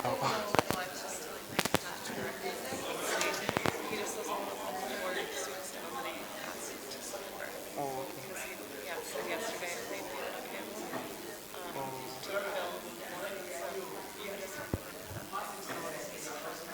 yeah. Oh, okay. Oh, okay. Oh, okay. Yeah, I think that's. Mhm. Yeah, I think that's okay. Yeah. Yeah. Yeah. Yeah. It's a good plan. Yeah, it is. Perfect. Okay, I have trying to reduce questions. What do you think you removed? So this is what inspired you to become an entrepreneur. What are the biggest challenges you face? How do you overcome them? Maybe stay motivated in the face of. I don't think that one's relevant anymore. We can just take that back. Oh, we're out of time. Yeah. Time up. It's time up. Yeah, time up. All right, time up. Exactly 3 minutes. And so let's have the reps. This time we are starting with group 2, right? Group 2. Yeah. Group 2. Group 2, please, let's hear from you. Group 2. Full of a lot of trainers, right? There are a lot of trainers here as well. Group 2, let's hear from you. After group 2, we'll move to group 3, right? And then group 4. Oh, okay. So from group 2, we'll move to group 1. Okay, so group 2, let's hear from you. Your 1 minute begins now. So a student who is overwhelmed with the journey of entrepreneurship, how would you help that student who is fully overwhelmed? Let's hear from group 2. Yeah, amazing. Extra mark, of course. Let's give a round of applause for group 2. They are the only groups available now. Where are they? Okay, group 2, let's hear from you, please. Okay, hi, good evening. Okay, so our first point is we will help the students break down the tasks. That's activity audit. So with the numerous ideas that the students have, we will help him or her to break down the tasks in order to like raise the confidence high a little. And then secondly, we will collaborate and build a team. So we will look for other students who have similar ideas. They'll come together and then we'll share the tasks among them in order to help set up that business. And then thirdly, competency outside. Okay, and that is mentorship. We would introduce the students to other mentors who have also succeeded in that field as a source of motivation in order for the students to set up that business. And then lastly, similarly, seeking experts from trainers who have already been there. Thank you. Of course.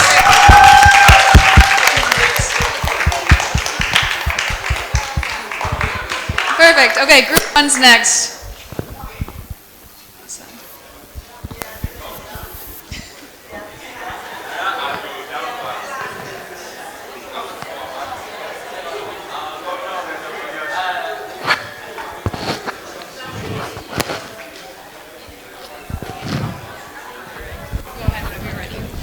Thank you. So,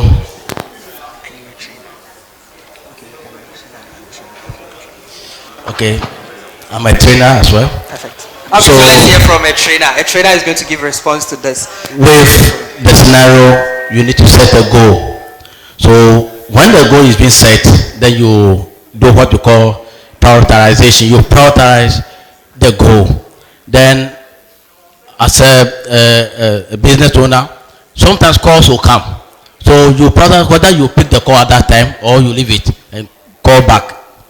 Then you move to task sharing because definitely you have a team. So when you know you cannot do that task alone, you assign people to do some part. Then the last one is what you do, what you call the realization techniques. So you what you do is there's a technique you rely. So you actually rely on somebody who is expert in some aspect. So you give that task to the person that okay, you do this one, because you are more reliable. So you share the task in that order. Thank you. Yeah. Group 1 and 2 gave fantastic feedbacks. 10 over 10 for 1 and 2. Amazing. So I'm from group 4. Yes, so for our first point, we have divide the tasks into smaller chunks which can be managed and the progress checked. For the second one, we have creating milestones and celebrating the small success they get, so to help boost their morale to achieve more things later. Then delegate possible tasks, so they are not all tasks that the person can do, right? So once you can delegate, you delegate for someone else to do, so you focus on the more important ones. And for the last one, encourage the students to lean on advisors, those who have already done it, so they can learn from them and use them as a form of framework to boost their confidence in executing their tasks. Thank you very much. Amazing.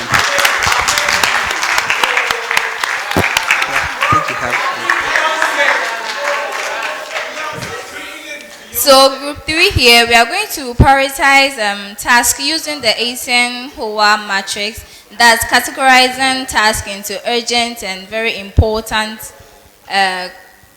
aspects and focusing on the most critical ones first. Also, we are going to identify resource and support.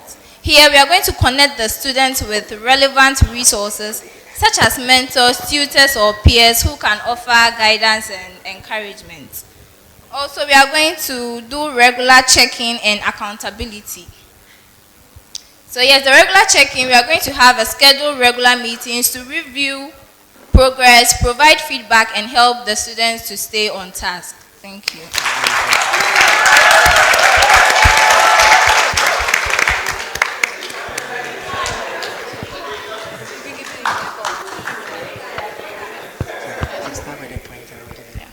Perfect. So as you just mentioned, identifying high priority tasks, breaking them down into smaller pieces, setting milestones, as we heard from group 1, and encouraging them and motivate them. So now we have an example of one of our alums as well. Again, this year, we had this fellow from Ghana into nanoparticle manufacturing. He is, I think, he's a third-year student from K University, doing biochemistry, and he had to go for lab reports, lab testing, at the same time trying to build his venture. So that is the founder, and this is the founder on the field doing prototyping and testing, despite being a student with tough activities and tough curriculum. But he was still able to scale through because the team helped him prioritize his tasks, just as group 1 and 2, and almost everyone talked about priority. So he was able to plan very well, making use of calendars, making use of which tasks he should hand over to other group members. The image has been cropped. You would have seen his other group members on the field as well. So he did share the tasks, and after doing it, he started with just an idea, and he's won his first funding. He completed with his venture established, and he won 1,000 USD just last month. So, ladies and gentlemen, I'll pass it on back to Megan. Yeah. Perfect. So that ends today's training of trainer sessions. So just some final words to leave you with is walk the talk. So a perfect example is our fantastic coach Junkin, who you heard from all day today, taking all of the advice, milestones, everything that we preach in the program and applying it to your own venture. So leading by example. And then as next steps for the trainers, we recommend understanding your course material better as well. So any program coach, any trainer that we bring in, they run through the entire curriculum. So really understand your curriculum and see how you can apply it practically. So yeah, thank you so much. Thank you so much. All right, thank you so much.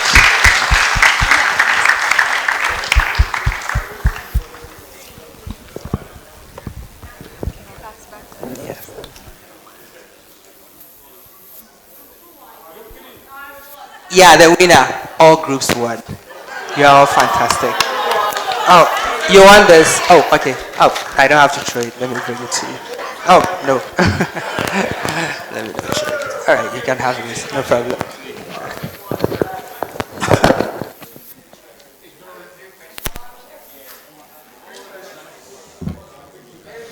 Hi everyone. So we are done with the training session. Today we have two major activities which we need to do.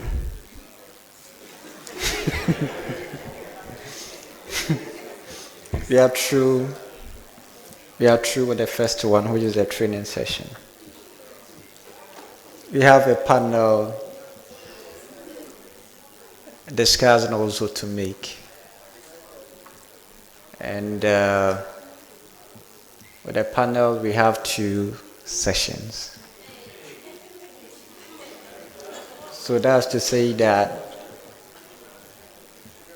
or you want us to close?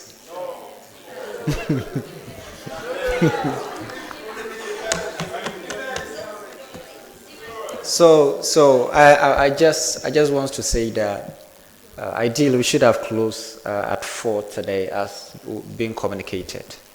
So just bear with us within the next 1 hour for us to wrap all sessions.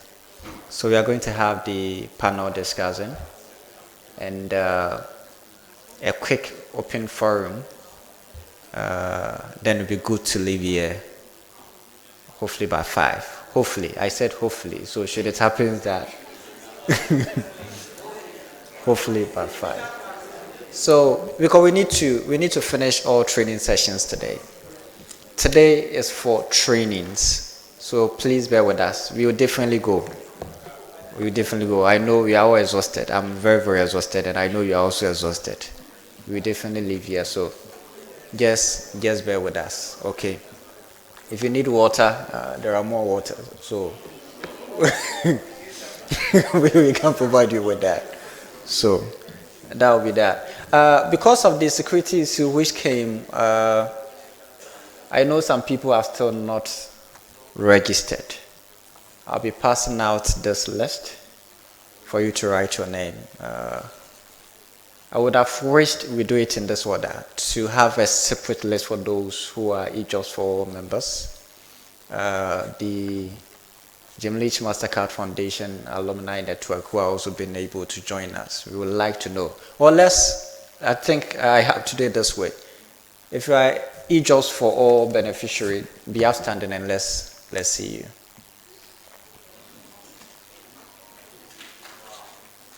Okay. Let's clap for them. Okay. So you can sit down. You can have your seat. So I'll be passing out the list, one for the E-Jobs4All beneficiaries. So if you are part of the E-Jobs4All, you write a name. There will be a different one for the Jim Leach as well. Anyone from QCT, Queen's Commonwealth Trust? Anyone from Queen's Commonwealth Trust? Okay. I was pretty informed that you have been communicated to join. I'm part of the Queen's Commonwealth Trust. Is in the hood of the Commonwealth countries, over 54 countries. I was told they were being invited to join our session. I happen to be the head of inclusion, so I was asked to find out those who were in. Okay, so maybe tomorrow we will do that. Jim Leach, be upstanding if you are an alumnus. If you are an alumnus from, let's clap for them. Okay, we are welcome. You are welcome.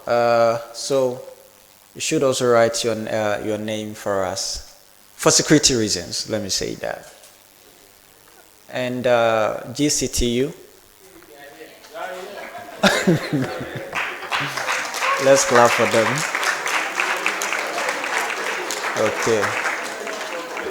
Okay. So there will be a separate list also for you, and I think I need to communicate to your dean, Prof. Amoakon, on that. Okay, so do that for me. And should I say any other person who is joining us today? Should I put it that way?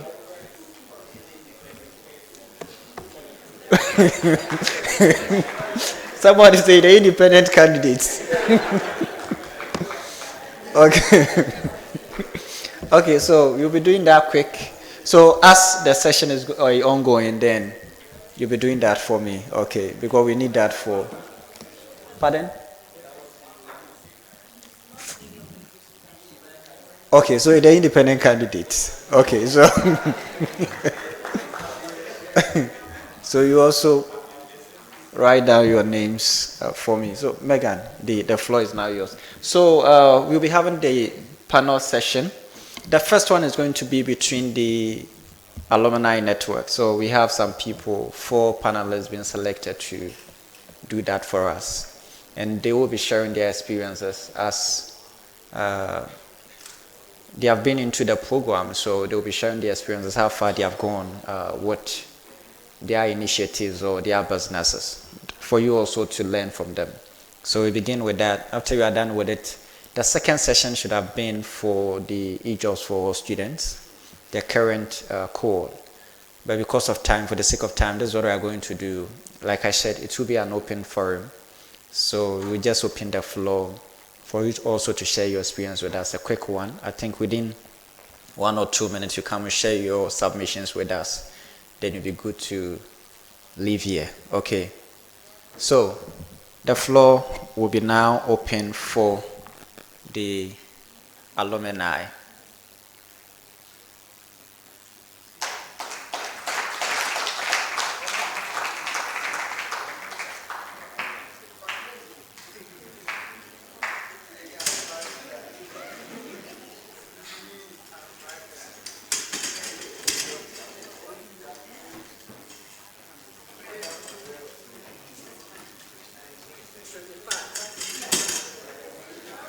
How many?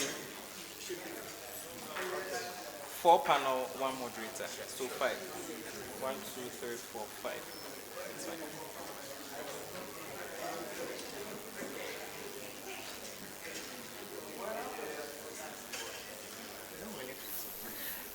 No, this is there's 4 panelists. Yes, 4. That's fine. And then, yeah.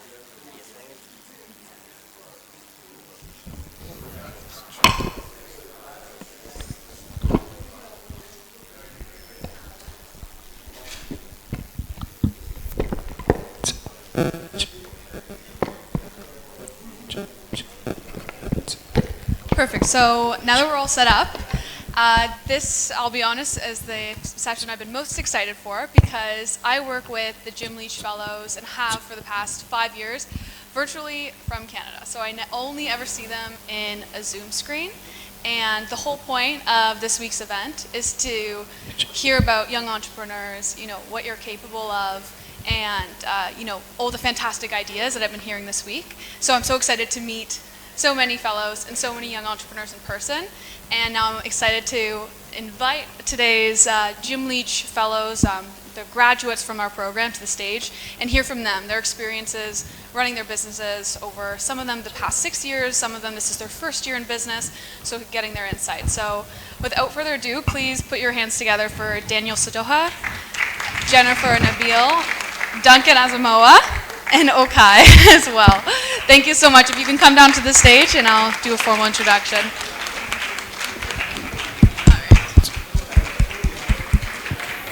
Thank you, thank you. All right, let's do another round of applause for our panelists.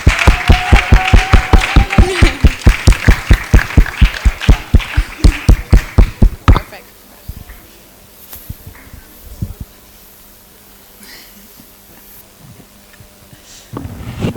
Okay, so before I give you the opportunity to introduce yourselves, I'm just going to do a bit of a bio, unless you're too modest. So first I'll start with Daniel. Daniel is an experienced educator, an entrepreneur, and also a mentor with our team with a strong focus in data analytics, STEM education, and community empowerment. He's the founder and CEO of Canviri, a data analytics consulting firm that provides training, data analysis, IT, AI, research, and business coaching. Daniel is also the founder and executive director of the Daniel Sadoha Foundation, an NGO that supports orphans and the less privileged by providing food, clothing, and organizing community outreach programs in rural areas. He's also an alumnus and mentor of the Jim Leach MasterCard Foundation program from the Dunnish Spande Innovation Center at Queen's University since 2022. So welcome, Daniel. And next up we have Jennifer. So Jennifer is a passionate entrepreneur and change maker. She started and is the founder of the GOT Foundation, which seeks to empower and support socially and economically disadvantaged girls and women through mentorship, education, and entrepreneurship. Jennifer also runs a wig-making business, Gelux Hairs, and recently founded Geno Foods, an early-stage startup that manufactures breakfast cereals. In addition to running her businesses, she's an assistant literacy program manager at the Ghana Book Development Council and serves as an ambassador of the Jim Leach MasterCard Foundation Fellowship Program. So obviously very busy. So welcome, Jennifer.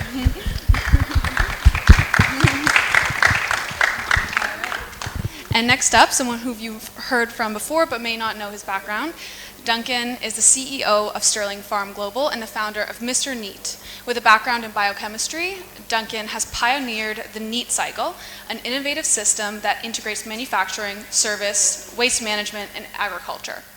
His commitment to sustainability and community development drives his unique approach to creating social impact through entrepreneurship. Mr. Neat Company manufactures car polish, and Sterling Farm Global is a taro root farming enterprise. Notably, Duncan was the first in his country to complete his national service through his own business, highlighting his positive impact in his community.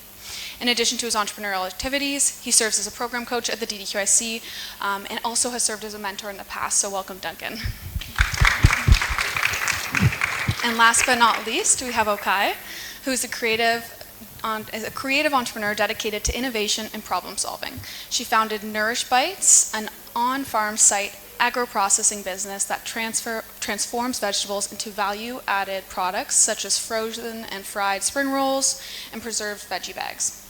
Okai was a teaching and research assistant at the University of Ghana, and now is an MPhil student in molecular biology and ambassador with the Jim Leach MasterCard Foundation Fellowship, where she helps develop entrepreneurial mindsets and prepare individuals to scale their businesses. So, welcome, Okai.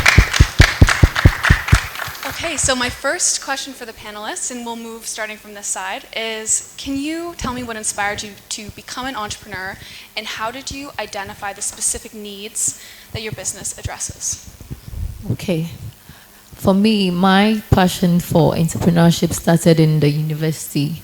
As a MasterCard scholar, we go through series of trainings, leadership, entrepreneurship. So right from there, I began to realize that the problems that frustrates me is the problems that I am the best person to solve.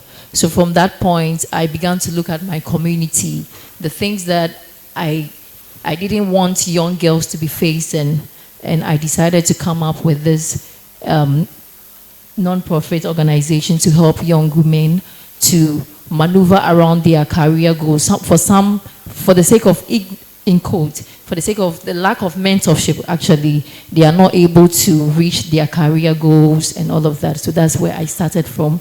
And personally, in terms of business, I began to, on campus, I was selling, when freshers come, I sell basic things that they need, like we call it hot plates, yes, hot plates and all of that.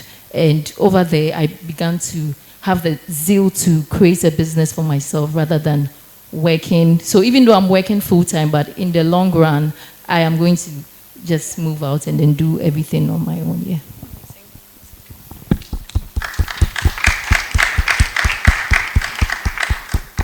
Thank you. For me, I'll make it very brief, but my passion to solve problems in the society has been one of the things that drove me to start business. So growing up, I have identified so many challenges that we have as a country, but not all of them we are able to find solution to until we get certain exposures and also certain environments help us to actually see some solutions that we could provide. So at the university, we all know that an African thing, a lot of people fear mathematics. And again, not much are into IT, because IT is a developing area as far as the African and Ghanaian market is concerned. So you realize that we were doing things the manual way until now that the IT market is building up. So I decided to help people at the university in math, in IT, and the rest. And then over time, you realize that the demand was growing. It was becoming more and more because a lot of people have that problem that needs to be solved. So going up and up, we decided to monetize that demand. So that first we started doing it free, like people come, we solve their problem for them and all that.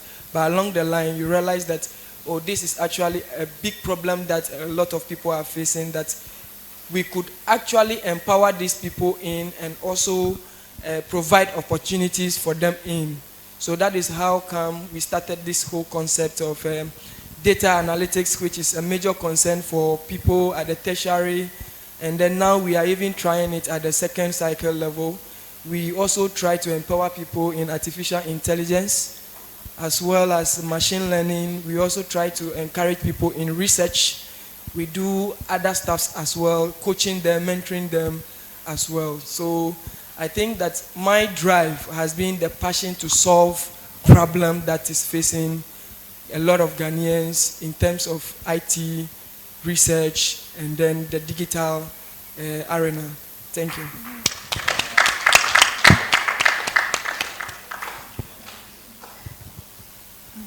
So thank you very much.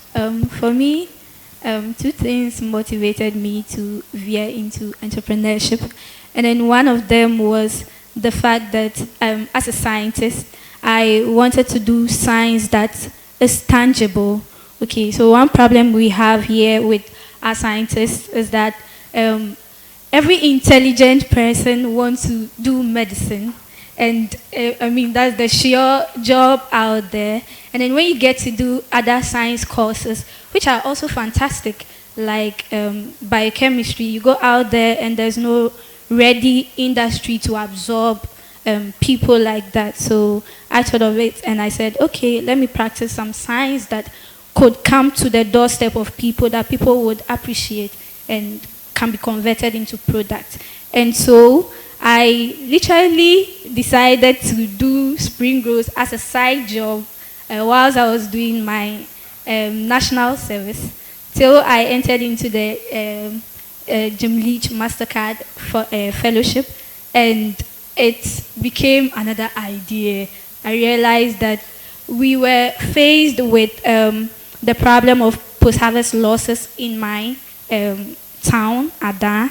And speaking to the farmers, they complained about that, and I was like, okay, why don't I use my spring rolls to solve that problem? And so I decided to set up an agro-processing where we process their products into chopped and bagged vegetables. And one part of the product is to make the spring rolls, and the veggie bags are also sellable. And we are thinking about also applying scientific methods to scale it up. So that's where it all started.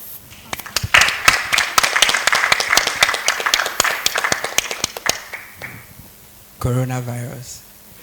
I got inspired to be an entrepreneur because of coronavirus. I am someone who enjoys staying indoors for a long time. I can be indoors almost a week and you just won't find me outside. I love staying indoors to take a lot of plants and stuff. But during the corona period, we were asked to stay indoors. There was lockdown, right? No one was going out. Someone being a fan of staying indoors, that moment became so boring for me. It was strange, probably because I couldn't go out to trim my hair, to get food, to go out and do some petty stuff. We were locked to be inside a room, right? That particular moment became so boring. So I was like, by then we had returned from school. Everyone was sent back home. I was like, is this how life is going to be without school? I just be there having nothing to do. So the first thing that came in mind was business, probably because there are a lot of entrepreneurs I've come across with. And the first business that came in mind was an oil venture, not the cooking oil we use. It's a very big project. And I spent a lot of time developing that project within 1 month. And once I was able to develop it, I developed a business plan, sent the proposal, because institutions were working from home, so their email response were very active. So I sent the proposals to this institution. I got a lot of responses. I did the pitching with our oil venture. A lot of them wanted to buy into it, but it was just an idea. And no one would want to risk their money into that huge product. It needed a lot of capital to begin with, right? And none of them were ready to invest their money because it's just an idea. They wanted me to start to an extent, and they come in, and I had no resources. So that brought me back to thinking of starting with something I can begin from scratch. I can start something from scratch. And through the process, once that idea came in mind, I made the JLMCF program. And I'll provide more insight on that. See the next questions.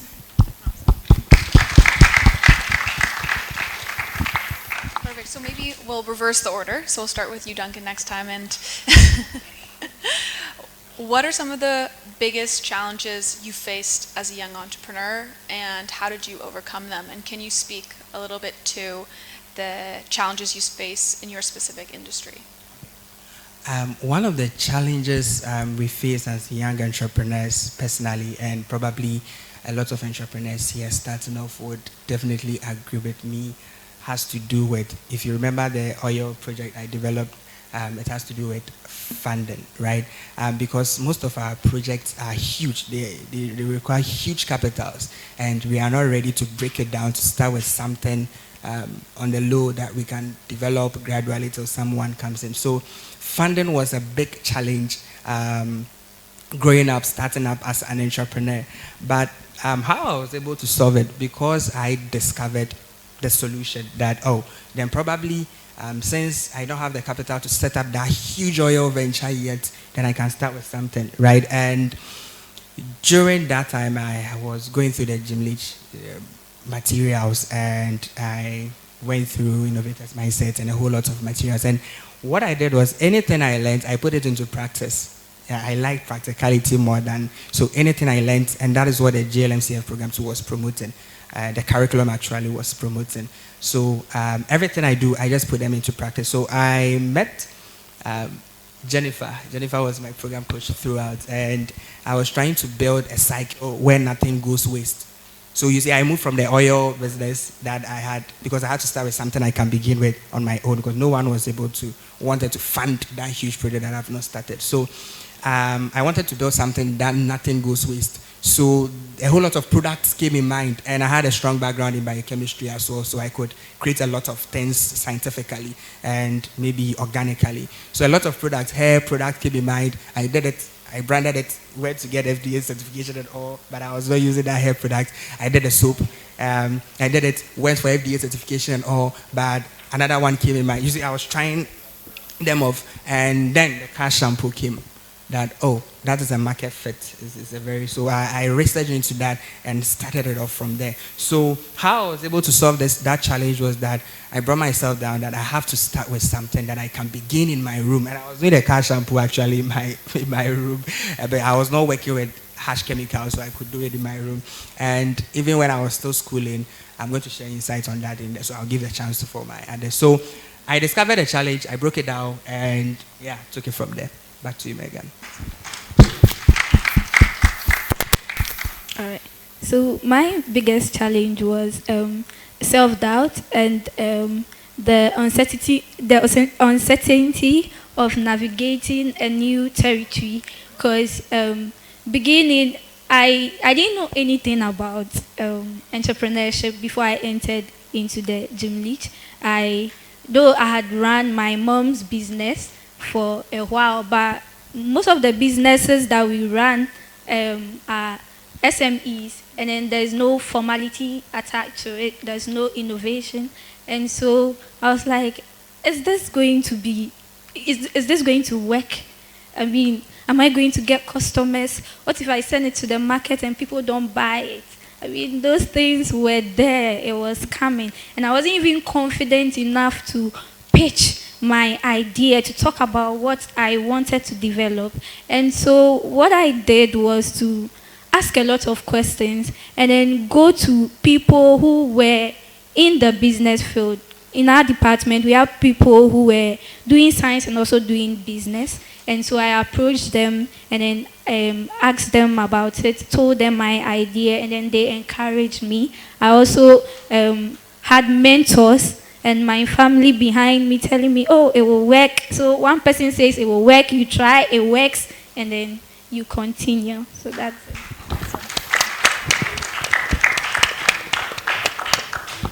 All right, so for me, I would say that in my field of business, I had two principles. One is that why complicate it when you can simplify it? Yes. So I stand to simplify what is complicated for a lot of people.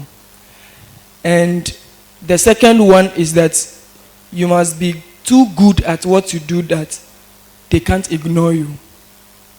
If you are too good at what you do, it will be difficult for people to ignore you. So in my field, what I do is what the universities also do. It's what the technical institutions also do. It's what the other colleges are doing, building people's capacity through sharing knowledge.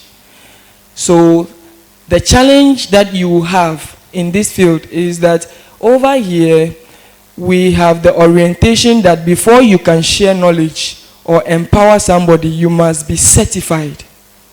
So you can be too good or talented, or you can be so efficient at what you do, but once you don't have certification or title, people tend to undermine the value that you provide them.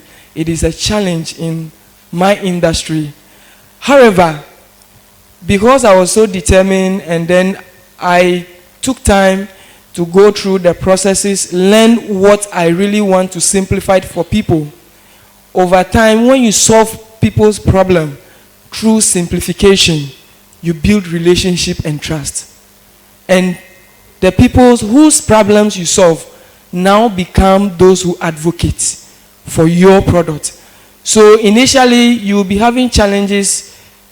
People with big title, professors and co will tell you, oh, you know, you are too young and you haven't gotten in-depth knowledge in this field. What makes you think you can be able to explain this concept to people that much and all that? Some will ask you, you have to do standardization and all that.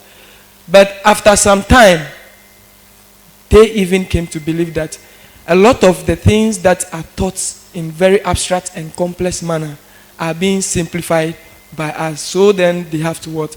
Join us and we share knowledge together. That is how I overcame that. Okay, thank you. I think I have some similarities with more especially what Duncan shared. I usually say that if ideas was money, I would have been very rich because I have tons of ideas for entrepreneurship. So sometimes I'm confused on what to start with first, what to do first. And in my quest to do that, apart from that, my passion for change really drives me a lot. So it got to a point I put aside my passion for entrepreneurship as to make profit for myself, but I was focusing on the NGO, that is to empower girls, mentor them, give them vocational skills and all. But I had the challenge of funding. The funds is not there. And you know NGO, I mean, there's no source of fund that, if it's not coming from you or from grants or other things, it's a struggle. So I decided that, okay, let me focus on my entrepreneurial journey, not to leave it aside, but start with my entrepreneurial journey. What I get from there, I can use it to support. So with my hair business like this, I started it, and the funds that I'm getting bit by bit, I'm planning to now train other girls with it so that they can also set up their own. And by so doing, I realized that consistency is key, because we usually, before I started, I was thinking of being perfect. No, I don't have this. So when I started, I was using my hand to sew. And bit by bit, I bought a machine and started sewing with it. And that is easier because I finished within a short time. And I realized that as an entrepreneur, if you are consistent bit by bit, you'll be able to overcome the challenges you are facing. Yes. Wow, fantastic. So I have a few more questions, but I also want to hear what each of you have to say, so then we'll open the floor to 3 or 4 questions afterwards as well. So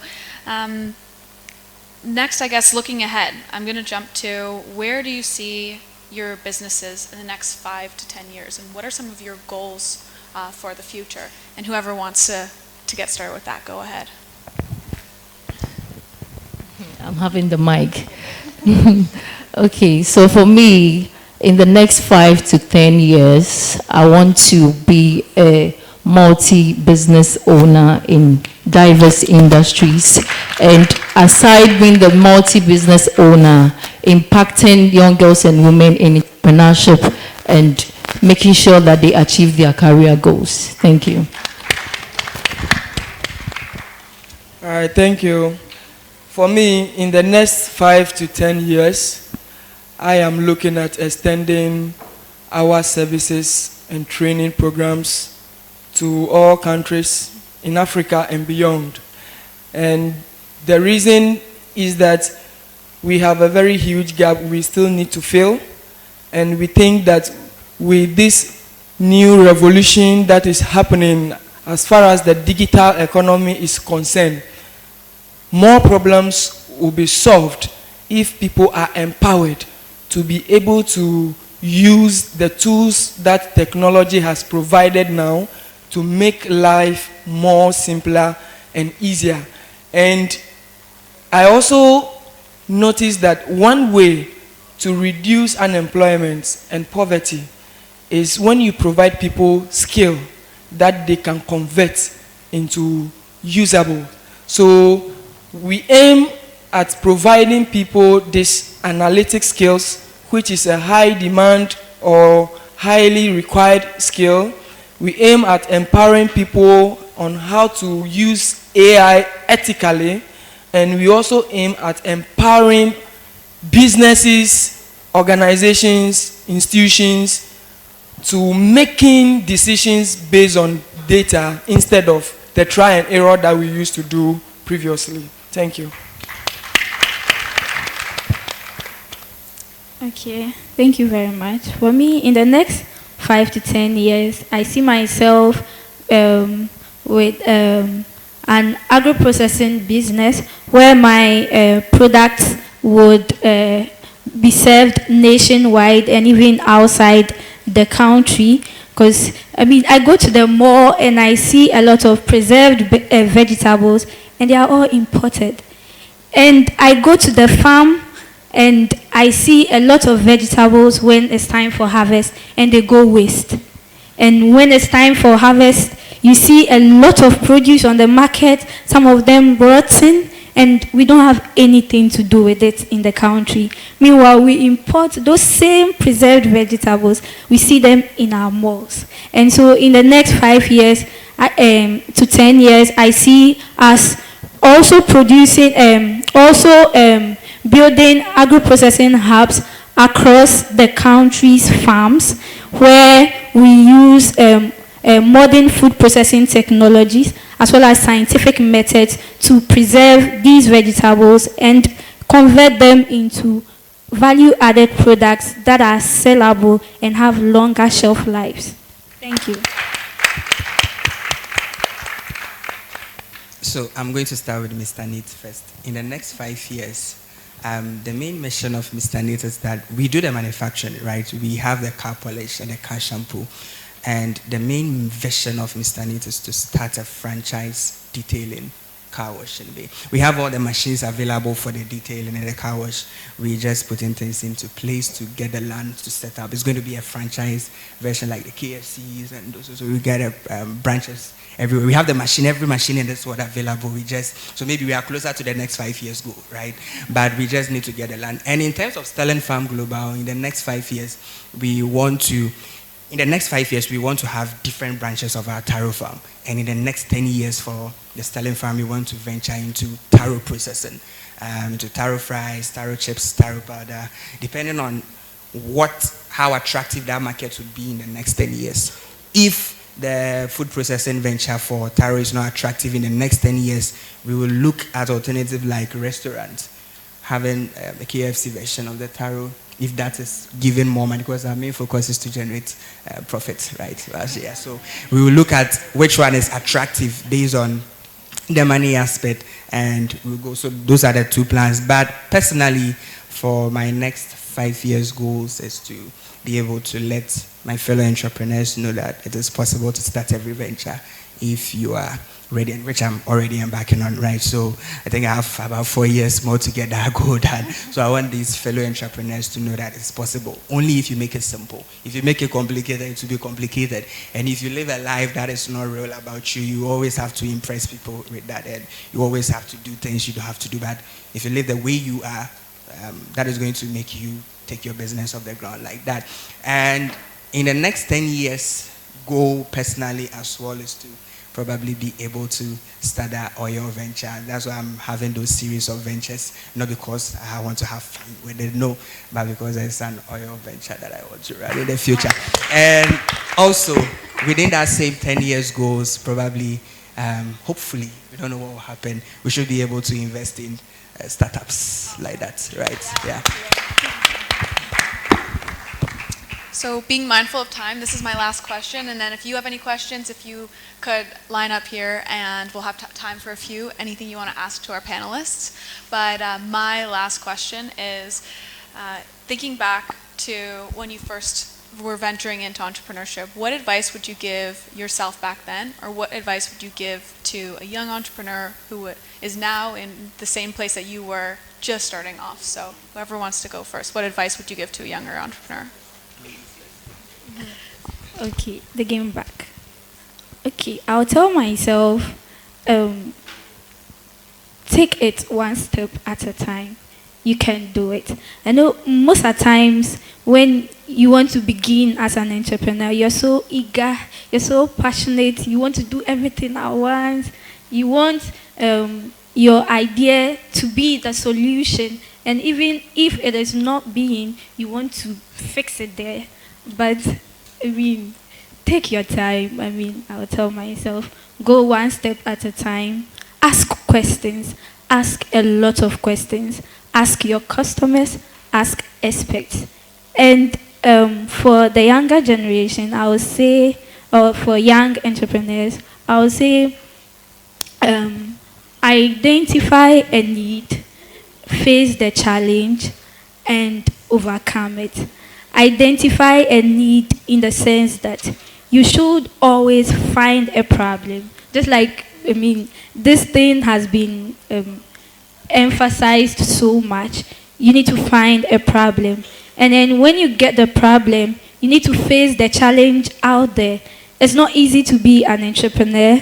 I mean, in a country like Ghana where funding, compliance, this, taxes and all that, you need to be eager to face the challenge and be resilient enough.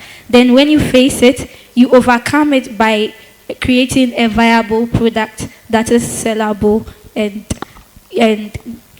scale up your products. That's what I can say. All right, so for me, I would say that, one, you should take risk. Life is all about taking risk. Business, entrepreneurship is all about taking risk. Sometimes you have an idea, but this idea, you are afraid when you start, it may not work. Just start it. When it does not work, don't consider it a failure, because you will learn from that which you will consider it does not work. In natural sense, it is working, but just that the result and expectation you place on it at that stage, you are not achieving it at that stage. It's not that it's not working, but with consistency, it will work. Number two, you must be disciplined. Entrepreneurship goes with discipline. You can start something today, and then when you are not disciplined about putting certain measures in place, maintaining certain standard, it will not work. Number 3, don't be overly expecting results. It is a step-by-step approach. Sometimes we are too ambitious due to the things that we've heard, the things that we've seen, and the things that we have encountered. So we think that, oh, I can start this today, and in the next 1 month, I am a multi-millionaire. No. It is not going to work that way. Everything takes a process. So you must still go through the process and then have patience and avoid negative distractions. Sometimes you have an idea, you want to start something, somebody will tell you something, and that discourages you from pursuing that goal. So there are times I tell people that when you are starting an initiative and you have engaged trusted people and they don't seem to buy into your idea, it doesn't mean your idea is a failure. But you can try it yourself and see the results that will come out of it. So to the younger entrepreneurs who are also aspiring to reach certain levels, I will say that it's all about seeing everything as a risk, taking the bold decision to take it, and you will surely have the results. Okay, great. My colleagues have said the most, very vital things I think we should take note. I'll also add that indeed, just start. Sometimes you want everything to be perfect before you start, but until you start, you don't know the challenges involved in it. So start, make the mistakes, correct them. If you start and you don't take note of the mistakes, that is when, before you realize you failed. But as you start, you make the mistakes, you correct them, you don't give up on whatever you have envisaged. Gradually, I'm sure you will make it. And also be ready for constructive criticisms. I was very glad when I had this idea for the Journal Foods, and I said, let me take it to Jim Leach, yes, because I've written it in my books. But when I got in and I was hearing from the coaches, I said, oh, so this idea is actually good. Then I can start working on it, and I think that is the way to go. Keep learning and then be consistent, especially with consistency. Show people results. I've come to realize that if you are an entrepreneur, if you show your customers results, that you are actually good at this, if you show your customers that what you are delivering is good, then whatever you are doing, you succeed. Thank you. I'll just tell myself 2 things. But before I say those 2 things, let me share the story. 1 minute reason why I'm going to tell myself those 2 things. So I used to see stories of entrepreneurs saying that, oh, I started my venture with 1 cedi. You've been hearing those things, right? I started my venture with 2 cedis. I never believed those things, but it's real. It's real. Listen, I started by with no 1 cedi. It was 500 Canadian dollars. And with that, that was 4 years, about 4 years ago. It was 2,000 cedis. I was about sharing it back. It was just 2,000 cedis. And this is what I did. With that 2,000 cedis, I knew what I wanted to do with it, because I had a coach called Jennifer, and I did a lot of try and errors. She was always available to listen to me, oh, Jennifer. And what I did was I did manufacture 150 bottles of the shampoo. And by then too, I was on campus. So anytime, and I did identify my beachhead, where I want to stay, where cars would be. And I took advantage of me being a student. People purchased my product not because they needed it, but because I'm a student at that place selling my product. They'll be like, I really don't need this, but because you're a student, I'm going to buy it. They will use it, they will love it, and call me for more. So initially, you told me that you don't need a product, but I need the money. So I just sold that 150 bottles, reinvested the money into producing, I think 300 or so, 300 bottles, reinvested again into producing more, reinvested again into buying my machineries. By the time I completed school, I had my venture set up and people selling for me. But I did not have a physical shop. I was still manufacturing in my room. So you see, I was living within my means. I was not there to impress anybody that I need a big warehouse or stuff. It was making money for me, and it's a gradual process. Do you get it? So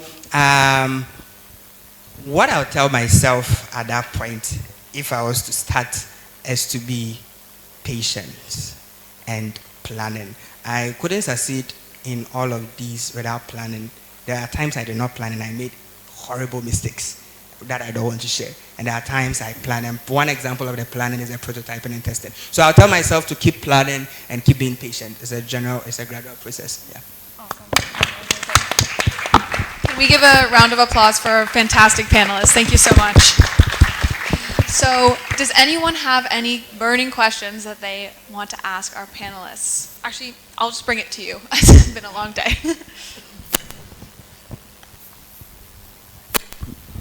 All right. I'd like to say thank you to all our panelists. My question is for Coach Duncan.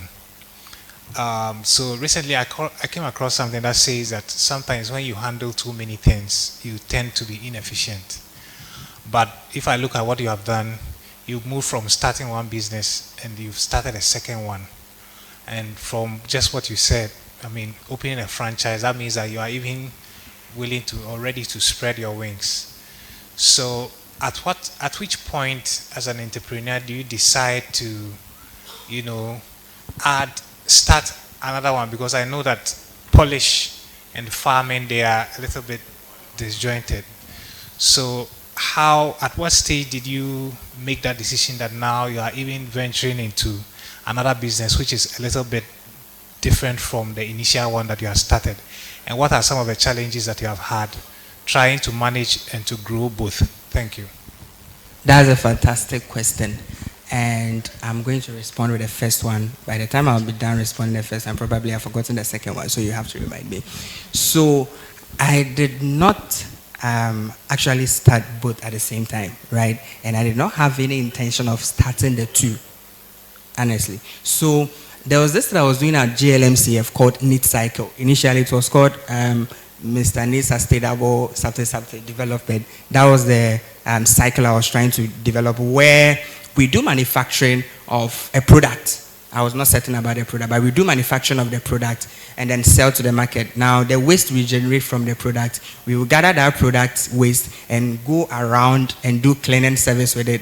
Now, after doing the cleaning service, we will generate plastics and probably some organic components. We will bring those organic components to our warehouse and then separate the plastics and give it to recycling companies and then use the organic waste to do farming. So you see, I did not have any intention that I'm starting this and this and that. There was a cycle I was building, but I started building the cycle. That when I get this person now, if I have plans for something, I see the machine today, I intend to buy. If you come to my place, you see a carbonator. If you ask me that, why is the carbonator there? Because in the future, I have some plans of going into beverages, but the carbonator is there. Because in the next 5 years, it's going to get expensive. So it's there. But the money I'll use to service it, and if you calculate it for the next 5 years, it will be way lesser. But in the next 5 years, it's going to get so expensive. So I was doing those calculations. Do you get it? So with that Need Cycle, I had already started it. So splitting the ventures into groups was very easy because they were there. I think when we were doing the trainers, the person at the last slide in the farm was me. I started on a small piece of land. That was about 5 to 15 by 15 or something. That's where I started it off. And this is the strategy I mostly use. I'm not saying you should adapt it. Don't. I won't advise you. It's hectic. This is what I do. When I set up a venture, so you get how I came up with those two. So I did not just start it off. There was that Need Cycle I was doing. But initially I was putting all under one name, Mr. Neat. But at a point in time, I realized I had to split them. The more you go, the more I get clearer. So I splitted them into their respective ventures. So that's how come I got those Mr. Neat and then there. And you know why. So the Need Cycle. Good. Now, this is the strategy I also use. Once we set up a venture, right, like with Mr. Neat, and we do the initial investment like this, we don't keep giving our pocket money to the venture. The venture should feed itself. So if you start it like this, you need to keep selling. The profit you make, you use it to incur the cost and reinvest it back into that same venture. I hope you get that part. For example, if you are holding a baby who is 1 year old, right? You hold their hands, you are trying to learn and teach them how to walk. You hold their hands for them to walk for a while. But at a point in time, you need to leave them for them to learn how to walk. With that, you know if the training you've given them is worth it or not. So at a point in time, if you do your initial investment, you need to stop and let the business operate. So if you are going to town to buy raw materials, because you don't want to incur cost for your business, you are going there to buy raw material for your business, right? So if you buy yogurt, it's in the cost of your business, not your personal savings. So you deduct it from your business expenses. So if you don't want to incur cost for your business, if you are leaving home, you eat very well before you go. With that, you are making sure your business is financially sustainable. Do you get? So those are the strategies we use. If we do the initial investment, we don't continue again. Let it grow on its own. If it gets stuck like the baby, if you leave their hands and they're about to fall, you go and hold them. If you realize it's going to fall, you have to go and check it out and change your business model to make more profit for you. And then you keep doing the second one. So you don't invest that first one's money into the second one. You let them feed themselves. I hope that answers your question. Yeah, as I said, I forgot your second question, so you have to remind me of that.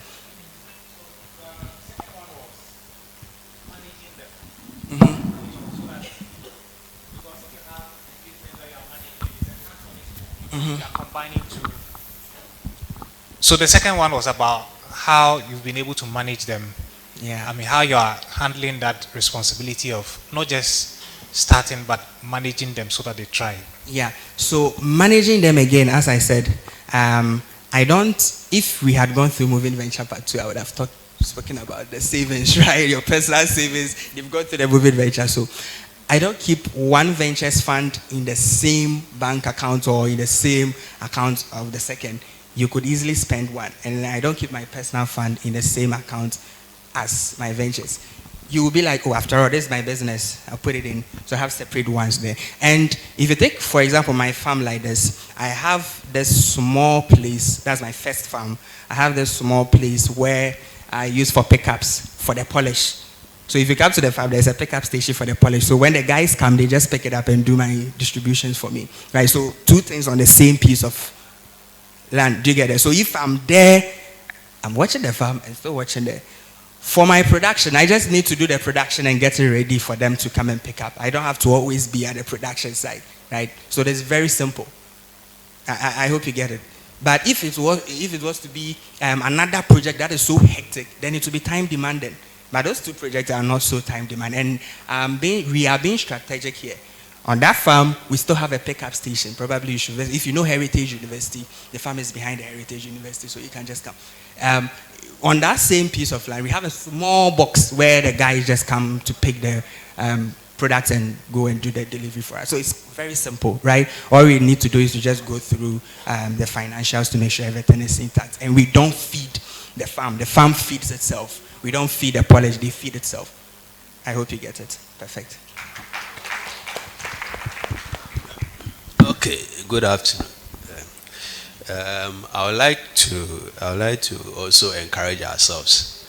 I started in 2012 as an entrepreneur, and I was looking at the services, but you know, in the business world, we have some people that we call them demons and principalities. Yes. When we come to politics, we call them propagandists. Where you hear propaganda. In business world, we call them principals and principalities and demons. You know, the issue is that as an entrepreneur, if you are afraid of these people, you can't survive if you want to be successful. And I always look at Despite and Honorable Kennedy Japan as my inspiration, as a multiple business owners. And the other thing is that if you want to be successful, you shouldn't be afraid of debt. If you are afraid of debt, then you should be out of debt. Don't even think about entrepreneurship. Are you getting my point? If you are afraid of debt, someone that in misroka, then forget it. So you should be ready, because when you go to the negotiation table, we have long-term debt, we have short-term debt. If you are negotiating with the investor, it's not that how are you going to pay your money? He asks you, how are you going to pay back the money or the loan that they are giving you? You must prove to the investor that the market is viable and you can pay. Because if you can't assure him of your payment, he will not give you the money. So if you sit in the boardroom and you are negotiating for, I was telling my boss, Mr. Pinkra, that I needed $50 million.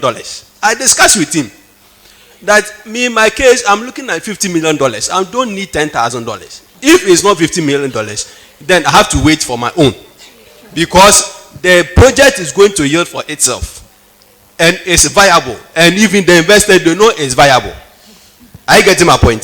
So this is the situation that if you are afraid of debt, don't venture as entrepreneur. Because when I started, I'm just trying to also encourage you so that, because I've seen money, but we want where we can also what? Do more. I started as a tour guide. In my 3 years of operation, I bought 3 cars. So as at that time, I was transporting the visitors with my own cars. I wasn't taking it from my friends. Are you getting me? So I saw dollars at very early stage in business. So when I'm charging in dollars, then thank God the exchange rate will also be going forward. You understand? So when they come, they spend like 1 week, they'll spend like 2 weeks, and me too, I'll make sure you enjoy. I take them to good, nice places. So I took the office, I paid for the office, I started operating as what? Full travel and tour agency. So I look at the other services. I purchase cars for my friends, I resell them, I put cars by the roadside for rentals, and I also embark on the tourism facilities. Normally when it comes to Christmas, the market is good. They'll be coming down. The route you have to cash in. Are you getting my point?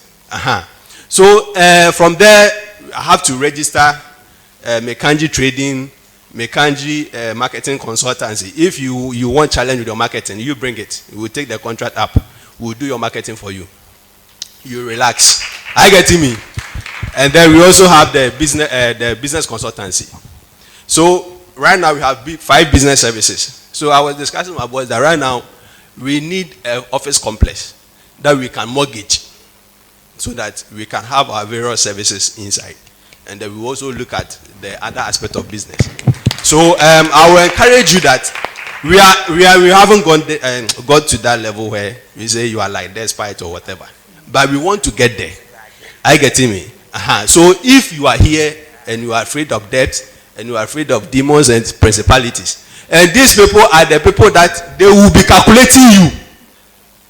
You see, even in your areas, in your churches, in your houses, and in wherever that you are, they don't know your visions, they don't know what you are doing. But they are in their rooms calculating you your life. But they have left their lives and they are calculating you. That you are going and coming and doing your own things. Are you getting me? And these demons and their principalities will be calling you like, maybe like you have nothing doing, you don't value your life, you don't value your, but they don't know that you are looking at entrepreneurship as a business person. So you have to be careful of all these people. Thank you very much.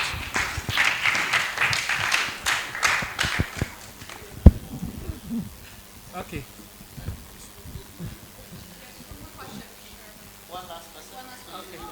Okay. Yeah, so I want to talk about our program, the E-Job4All. I think that when the opportunity came, I saw it as a mining field, because the knowledge and the kind of content that it provided or is providing is so rich. I did my BSc Biochemistry in UJ, and then I did MBA in Tech. I'm not saying that those content are not good, but when you look at what we receive from this training from Queen's University, you see that it's practical, and anyone who thinks through it together with their business, by the time that you are done with it, you see that something very good will come out of it. So I want to thank Mr. Kingsley and the whole team for the opportunity. I'm very impressed with the kind of information you have provided. In fact, when I look at the library, what do you call it? The one that what do you call the discipline entrepreneurship? If you read it and compare it to the content that, and then together with the content that we provided, anyone, I believe that anyone here can become an entrepreneur. If you read it with some other books and other resources, any serious person can become an entrepreneur. Especially if you have an idea. I started with Shito, like I read a book and then I started developing Shito recipe and all that. By the time we are almost done here, it has moved to another level. Yes, just from Shito, now it's another level altogether. So I think that I would like to encourage everyone that those who have not enrolled yet, when the opportunity comes, grab it. Grab it. Even if you have to pay and grab it. Because whilst people are digging the soil for gold, I mean, there can't be any more gold than those that we can get from knowledge. And that one is sustainable, and it can make you billionaire instead of digging for CDs on the ground. So that's what I would like to say. I want to encourage everyone, and those of us, even among our colleagues, let's network and see how we can transform our country. Thank you. So we'll just do one final question, and then also for everyone else who does have questions, I encourage you to go up to our panelists afterwards and connect with them. Thank you very much for the opportunity. I wanted to find out, as entrepreneurs, we have a lot of ideas. When you work with a corporate firm or you work with a job, you have defined roles and responsibilities you work with. After you close, you go home, you sleep, or you can do something extra. But with entrepreneurship, you have so many ideas running through your head. You have goals, targets. You have to get the revenue coming or the business is dead. How do you handle your well-being as a person? Right? How do you manage to live while doing your work? Yeah. All right. So handling well-being as an entrepreneur, this is a very important question. And I must say that one thing that makes you an entrepreneur is your ability to manage time. Time management is a key component of entrepreneurship. If you are unable to manage time, you will end up overworking yourself, underperforming in your business, or overstressing your staff.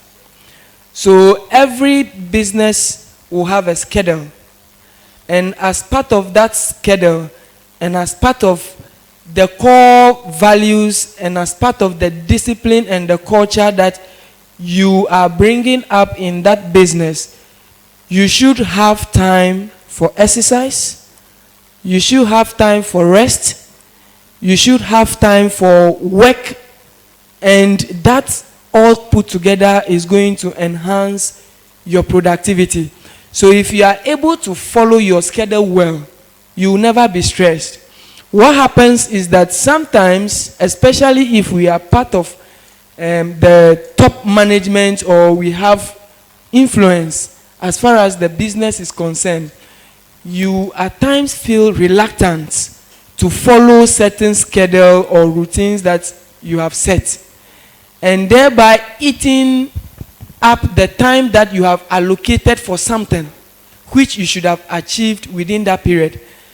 Now, that will end up building pressure on you because you will try stealing time of the other tasks to achieve that, or you will try extending your sleep. So you'll be depriving yourself certain opportunities and certain activities which will eventually break you down. So me personally, when I close from work or business ends at 5, I tell my employee, nobody takes laptop home, nobody takes anything home. Go home and enjoy. home life. Go and have fun, rest, and all that. Sleep well. So I don't also expect that you come to work and say that, oh, yesterday I worked so late to the night, thereby I cannot perform at work, because that is going to affect your productivity. So sometimes these things are difficult things to do because they are not things that we readily have in our society or grew up with. So it takes so much effort, and then aligning yourself and cutting certain things, making your mind that, no, I want to do this, because exercise is very important. At the end of the day, when your business is doing well and you have money and you are not healthy, you will spend that money taking care of yourself, which shouldn't be the case. That is not the goal. The goal is to be healthy but make money and help other people as well to become healthy. That is what we want to achieve. So it's just all about time management and planning. Thank you. Yeah. And if, how many entrepreneurs are here again? Full-time entrepreneurs. Amazing. I agree with Daniel with the time planning. And I follow the 8-8-8 rule a lot. But before I jump into that, if you're a full-time entrepreneur, you are always thinking about your business. It's very difficult to take your mind off your business. Every time you are thinking, you can't stop it. Please don't stress yourself trying to stop thinking about your business. Right now, as I'm seated here, I'm still thinking about it. And I'm sure Kingsley is probably thinking about the program for tomorrow's E-Jobs4All. You cannot stop thinking about it. And I'm sure when he went home yesterday on his bed, he was still thinking about the program. Kingsley, perfect. Entrepreneurs, you can never stop thinking about your business. You can't. You can't. Yeah, you can't sleep. And that is where what Daniel said comes in. You need to have something, a hobby. Even with your hobby, whilst maybe you are playing game or something, you still have it in mind. You see the computer will score you. You need to say that, oh my God, I was not thinking. You can't stop it. So you just need to have a hobby. That's where the 8-8-8 comes in. They have another names for it, but 8 hours of strong sleep, 8 hours of work, and then the remaining 8 hours should be divided for maybe religion, your hobbies, family and friends, have fun. Do you get it? So it's something you can really not stop thinking about your business. 24/7 you are thinking about it, but you should also find a hobby, right? Just as Daniel said. And you can look at what you love best. When it comes that way that you have to sleep, you need to try as much as possible. Probably if you like playing and solving puzzles and through that you fall asleep, then you do it. The next day you wake up and you still think about your business. So just find a hobby, and remember you can never stop thinking about it so far as you are passionate about entrepreneurship. Thank you so much. Thank you. Wow, wonderful. Thank you so much. I invite us all to give one massive round of applause for our fantastic entrepreneurs on the panel. So I know there were so many other questions, so please connect with them after today's panel. You can chat with us today, and if there will be around tomorrow, and if not, then online. So thank you so much to our panelists, and I'll pass it over to my team for today's final session.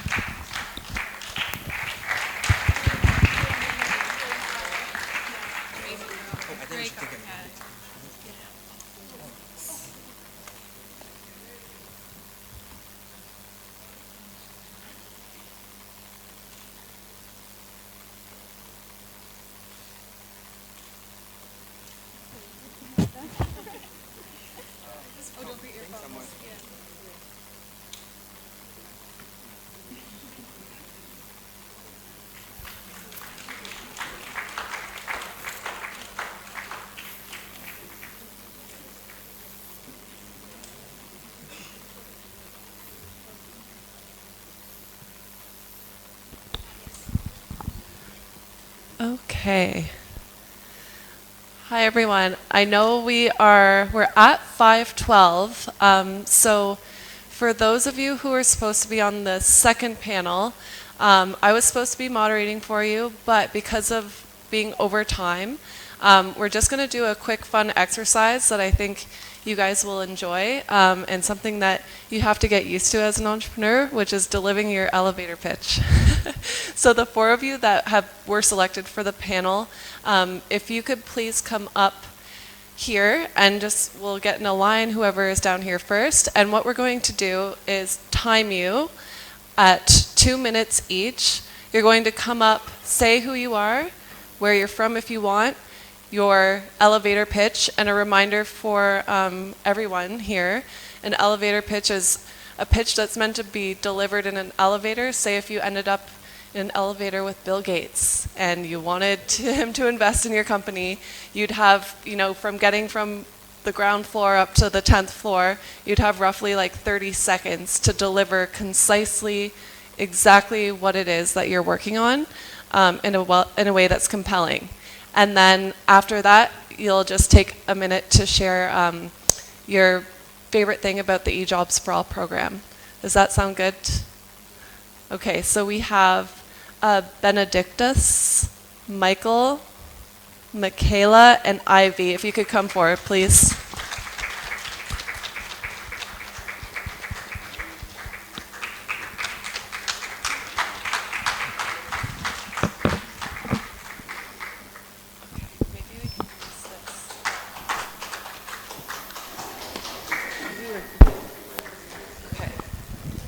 Okay, and I am going to time you, so when the alarm sounds off, yeah, please sit. And I'll just stand off to the side over here.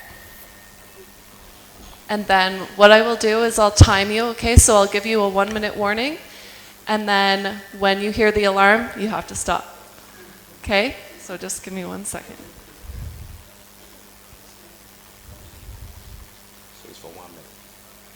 2 minutes for who you are, where you're from, your elevator pitch, and your favorite thing about the program. Okay, so ready? Whenever you are, go ahead. Lovely people, my name is Benedictus Agbonto. I come from Volta region. I'm married with a beautiful wife and a child. Okay, so I'm a founder of Living Fire Limited Company. We are the producers of Living Fire coconut charcoal briquette. Globally, over 2.3 billion people cook with charcoal on a daily basis. At the same time, they cook with unsafe energy, meaning there's air pollution while they're cooking. And it is killing about 3.2 million people on a yearly basis. Our mothers, our children, our mothers and our wives, while they are trying to cook for us. So we are solving a social problem by using the coconut waste that we see on a daily basis on our Accra street. We are turning them into solid smokeless charcoal briquettes with a minimum burning time of 2 hours. That burns hotter than a normal charcoal. At the same time,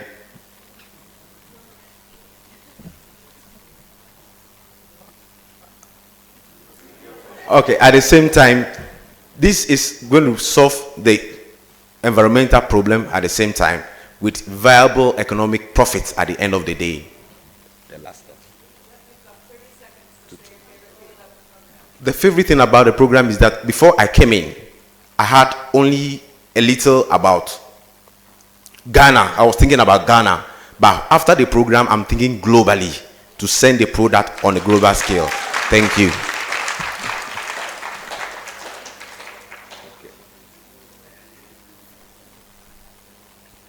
Okay, thank you so much, Benedictus.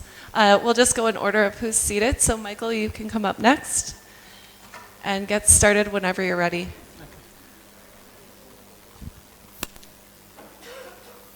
Okay, so my name is Michael Debie, the CEO and the co-founder of Starry Skies. Starry Skies produces chef-stable African sauces. Most of us are students here. You all know how we struggle to eat on campus. Food is extremely expensive. And then producing our own sauces on campus is virtually impossible. So we are providing a very good solution for busy people, busy executives, students, and then the Ghanaian diaspora.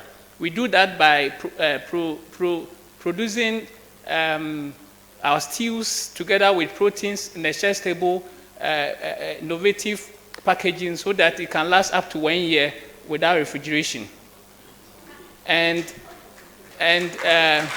by so doing, we are going to preserve most of our vegetables that go waste almost annually.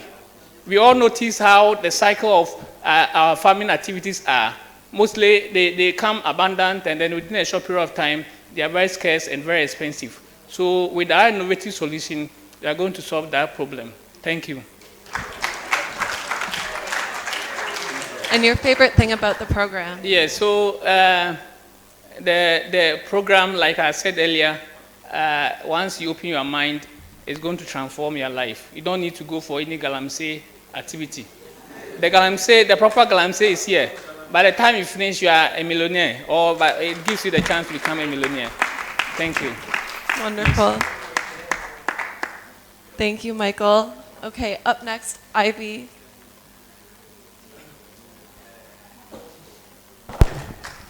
Hello, everybody. Yes, my project, my name is Ivy Lawson.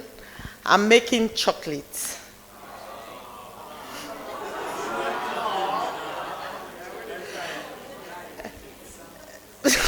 The usual chocolate that people like is good, but then I've added something else, aphrodisia chocolates.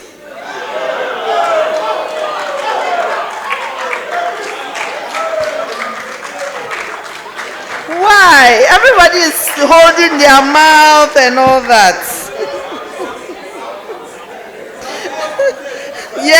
Yes, tomorrow. Our chocolate is from Ghana. You know, cocoa in Ghana is the quality of the chocolate. That is what we are talking about. But at the same time, especially the dark chocolate contains several components that are known to stimulate feelings and well-being and desire. No, I want to. So it's about love chemical. It's all about the chemical of chocolates. And we've already started making the chocolates. And we are adding natural aphrodisiacs to it. Yes. I want you all to start buying.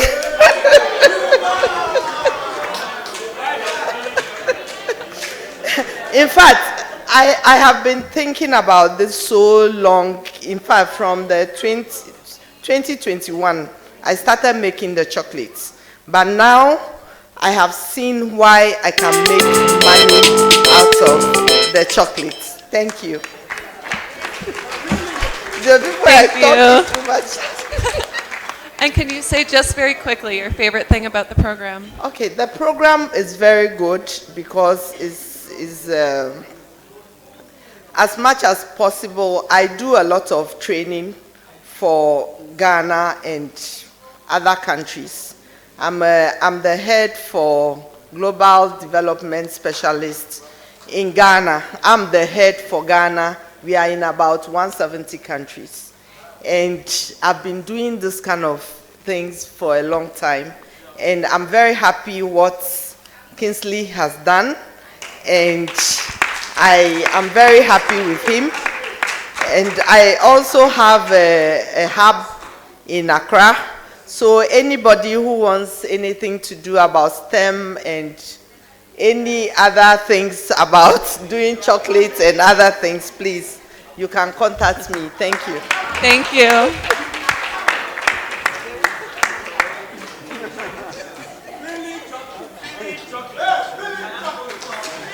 Come on up, Michaela.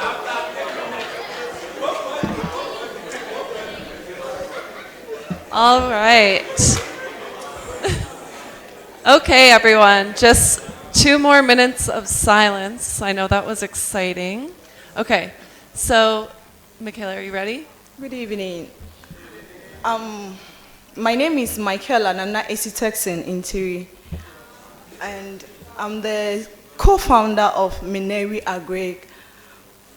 Over 2 billion people, ladies and women menstruate every month. Yes. And statistical shows that over 1 billion lack access to sanitary products.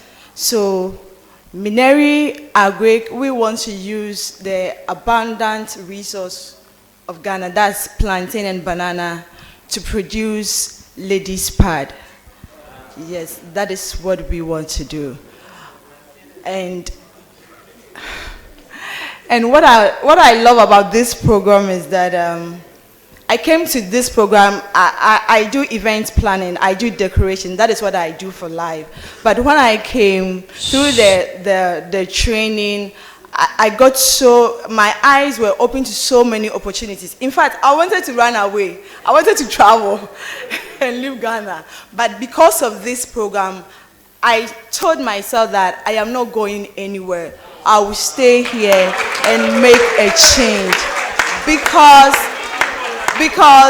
there are so many potentials and resources that when we lay hold of such programs, we can become the Osei Kwame and Kennedy Japan and all those people. So what I'm pleading all of us is that if the next batch starts, don't take yourself out. Be part of it, and I know you'll do great things. Thank you. Amazing.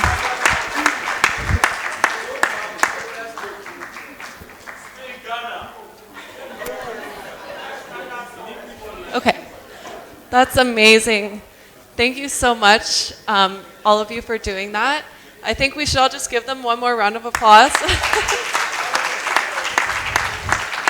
Yes, yeah, I know it wasn't easy, and you were kind of put on the spot, but I was really impressed. It's really awesome to see how concisely you were all able to answer that question, and something you often have to do. You never know when you're going to see Elon Musk or Bill Gates or who knows. So it's good to be prepared whenever possible. So yeah, I think just in the interest of time, we do want to open the floor for questions of any of these founders.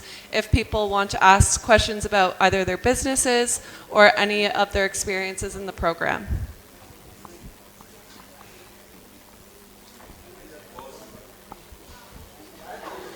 Please, my question goes to the first person, the first speaker.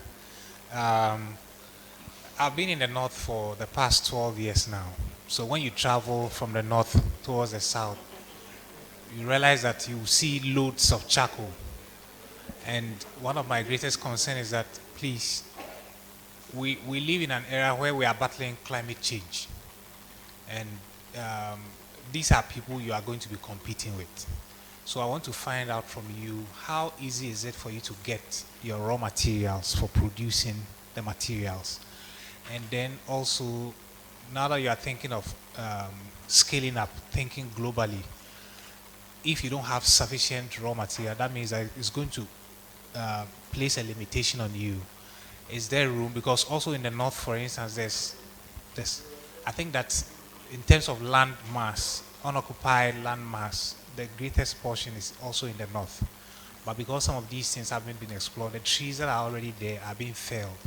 Do you have plans, if you're thinking globally, do you have plans to bridge that gap in terms of access to raw materials so that you can convert it into your finished good to address a societal problem and also to generate revenue? That's the question. Thank you.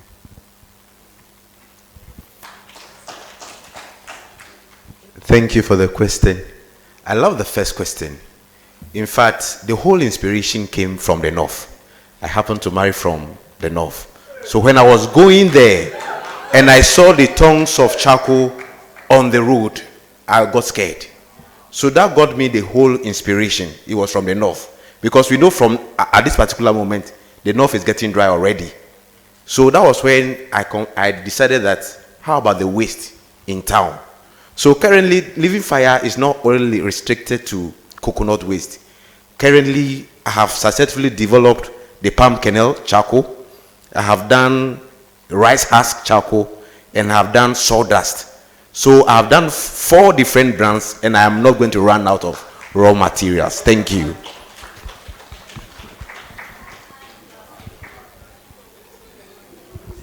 Hello, good evening. My name is Joseph Ampon Jr. I'm the young CEO of Amponjo Electricals from Takrady, and we are into recyclable options, thus using papers and plastic in making modern lampshades and chandelier. My question goes to Mrs. Ivy. The way you were having the zeal, the enthusiasm, and the joy that you were escalating.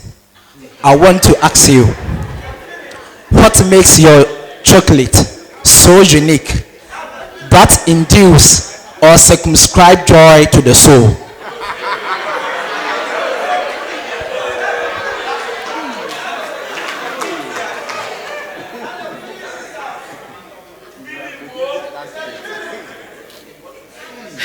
I didn't understand very well, but you can say the last part. Mrs. I was asking that the enthusiasm, the zeal that you were exhibiting on stage, I want to ask, what makes your chocolate so unique that induce or circumscribe feelings to the soul?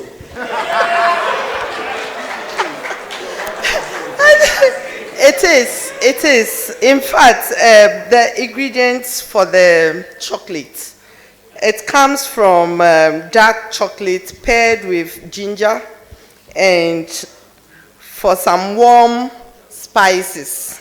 Okay, that's for the dark one.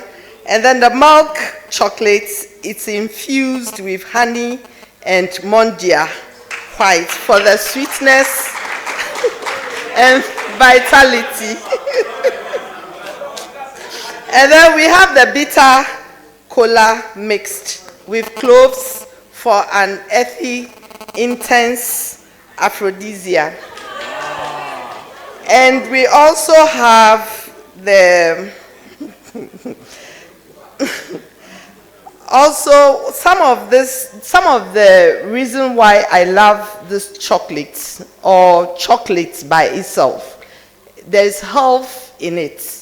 And it's not just, usually I started talking about alcohol, aphrodisiac.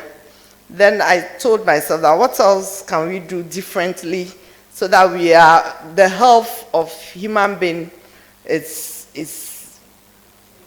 very important. So I chose chocolate. And chocolate, it gives your heart, it helps the heart, and it also makes you relax. And you can eat chocolate anytime, and when your body is happy, you can eat more chocolates. So, in fact, I can teach you more about it when we talk about it. Thank you.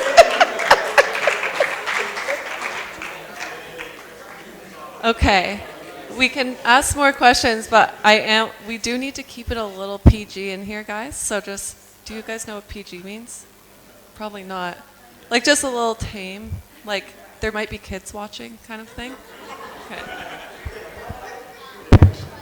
Okay, I'm Justice. My question goes to Sister Ivy again. Yeah. You said you are into chocolate. Yes, I make chocolate. Okay. And I know cocoa is used for chocolate. Yes, please. Now that our, should I say, our opinion leaders in our villages. Yes. Because cocoa is not grown in Accra. They use our lands for illegal mining. Yeah. They sometimes sell the cocoa farm for a peanut of money or something. So going ahead, what plans do you have getting your raw product yourself? In fact, I've been going to the eastern region where they started chocolate, the cocoa in Ghana. In fact, I went to tell the story because Nana there met with me and we all talk about it. They don't even give people chocolate drink. I make chocolate drinks for children also. I'm not looking for only myself or for aphrodisiacs only, but for the children also. It helps their head. It let them learn very well, and it's very good for the children. Instead of buying Fanta and all those things, the chocolate drink is very good for them. And we also use the chocolate spread for them to eat with what is it called? Bread and other things. So it's only that, it's not only that, but I go there, we are trying to get a land there and build more cocoa in Ghana. Okay. A little submission. I'm also into cocoa farming myself. Hey! And I buy from the small, from farmers as well. So I think we could link up. Better see me quickly. Thank you. Thank you. Thank you.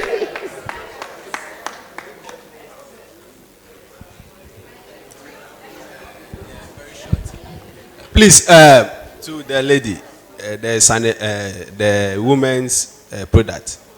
Yes. You know, I want to know how your own is going to be different from those in the market. Because in the olden days, our mothers used to use Adenta. You know Denta? You know Denta? Do you know it? They used to use Denta. But today that we are using sanitary pads and all those things, and it's been giving them, most of the women, rashes and infections. How is your own going to be different from the existing ones? Thank you. You know, those other products in the market, they have some chemicals in that don't help most ladies. But banana fiber is a natural product. You get it. And another thing also is that the plastic in those material, you know, plastic takes 500 years to break down. But biodegradable products like Mineri pad breaks down just in 6 months to 2 years. Is that okay? So by producing Mineri pad, one, we are reducing the health issue in other conventional products that woman faces. And two, we are also reducing the environmental pollution that has been caused by those conventional or traditional products. Thank you.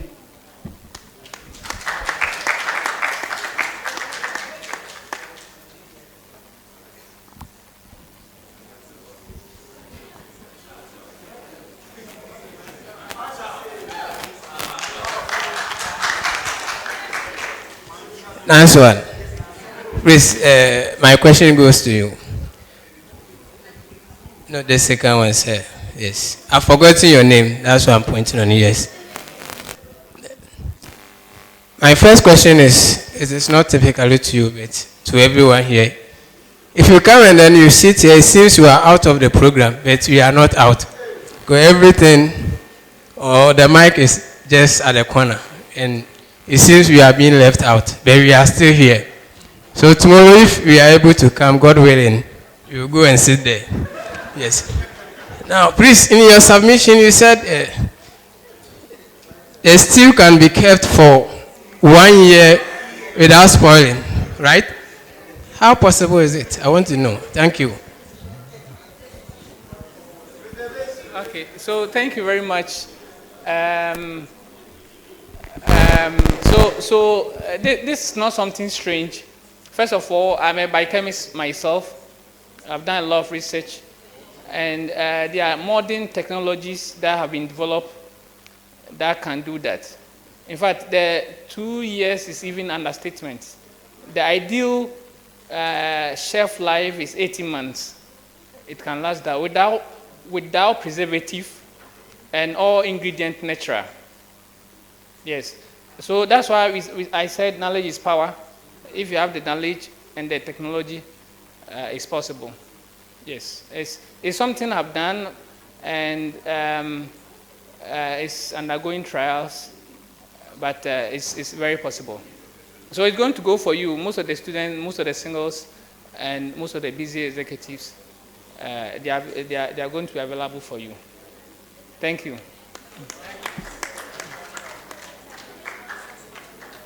Yeah, so what we are going to do is that tomorrow during my presentation, possibly you're going to see a sample of it, but it comes in different forms, a portion. So let's say you can buy a portion with your meat, everything packed together. You may decide to heat it, you may decide to microwave it, or you can even decide to eat it like that. And so you have your rice ready. Most of them can cook rice. So once it's ready, you just pour it onto, just like sadi, you do sadi. Yes, you can do that. It's not something difficult. So it's going to solve most of your problems.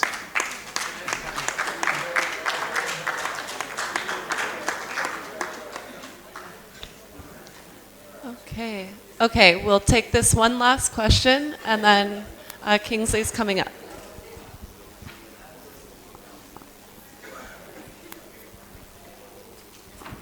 Hi.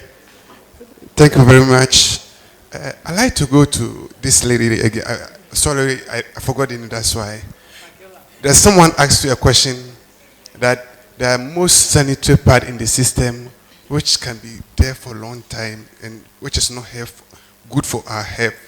And she made mention how yours are you going to be different from the one existing. But you made mention yours is going to be like 2 years interval, which is still not solving the problem, because at least it should be like within a month to 3 months it can be dissolved from the ground. So if you are working on it, then please you need to look at those aspects.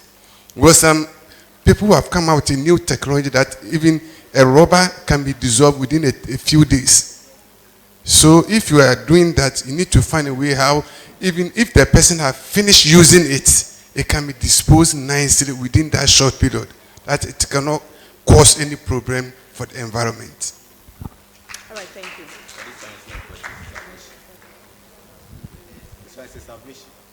What?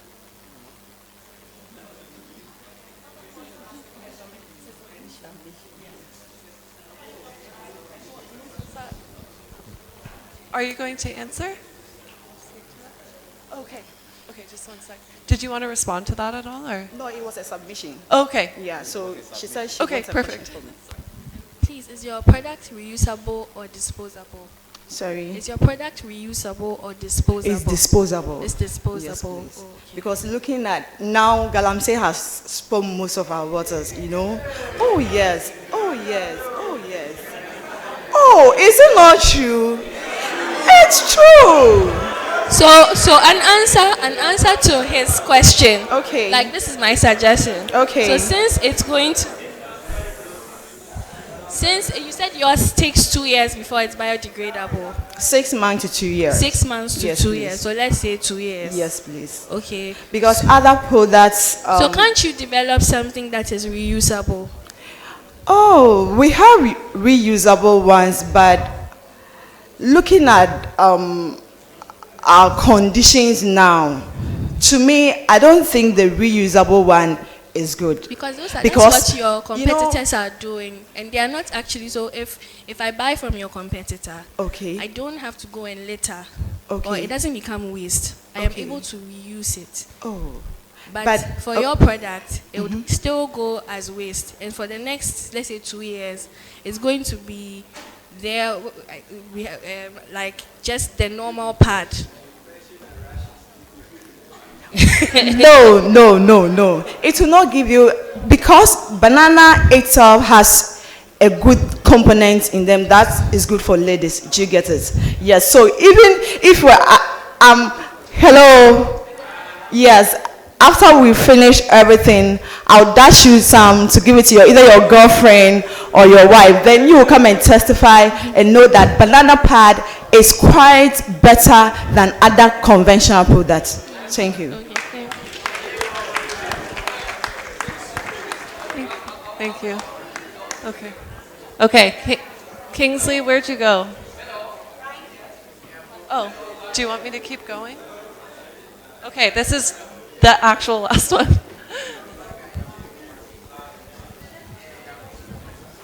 I would like to congratulate my sister for a good work done. The fiber of the plantain and that of the banana, those of us who grew up in the forest area, a typical cocoa farmer's son, that was why we're using a toilet roll. And that, yeah, we're using it. That's why we were using to clean our anus, excuse me to say. And it is perfect. True. I mean, most people know about this. If you were talking about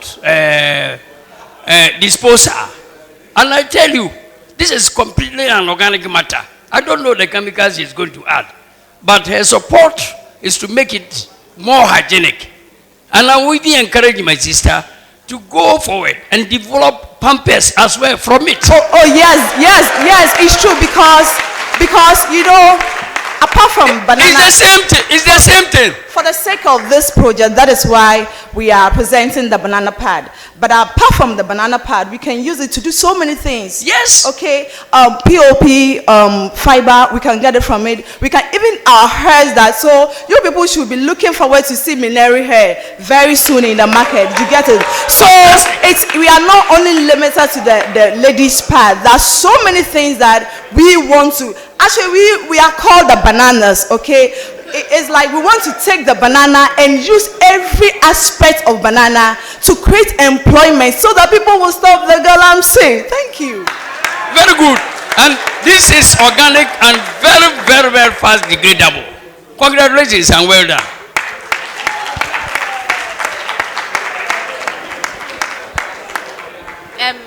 Please, my question. Please, can we have your sanitary pads smelling nice? Because we have the sanitary pads on the market don't smell nice, and most of them are mint infused, and some of us have effects with the mint. So can we have your sanitary pads smelling nice? Yes.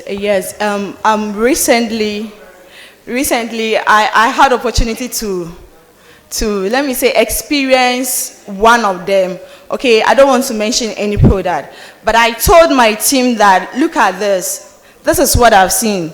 I clap for them, they've done well, okay? But we want to do something that beyond even the let me say the most preferred ones that we used to use. After we finish, I will stop using them, you get it? So I bet you look forward to see something different from Mineri Agri. Thank you. All right, thank you. So this question still goes. Please kindly be standing. I have a friend at Temale. I think UDS, that was last year. They were actually into the sanitary part as well. Yeah, I know that's Kudu Tech. They were also using banana fiber, plantain fiber for the same product. So I want to ask you, what are some of the things that goes into yours that will make it unique than theirs? Because theirs is actually in the market now. I think 8 pieces is actually 8 cities or so. 10 cities. 10 cities. Yep. So it means you know them, right? You know their product. Yes, I know. Okay, so what actually will make us different from there? Okay, you know, apart from the banana, you know, apart from the fiber, okay, there are certain things that we add them to it to make it unique. So, as a business person, as a business-minded person, I don't want to put out things that you get it. I hope you get me. Yeah. So, thank you. But I promise you that our products will be exceptional. I promise you. Thank you. Well, let's clap for them. Let's clap for them. Let's clap for them. Let's clap for them. They have really done very well. They have really done very well. Okay, so you can have your seat. Well, let's clap for them as they go and have their seat.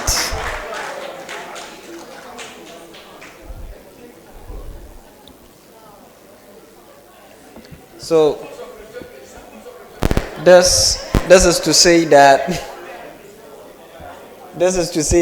Joanne and Megan, you have a great work to do tomorrow.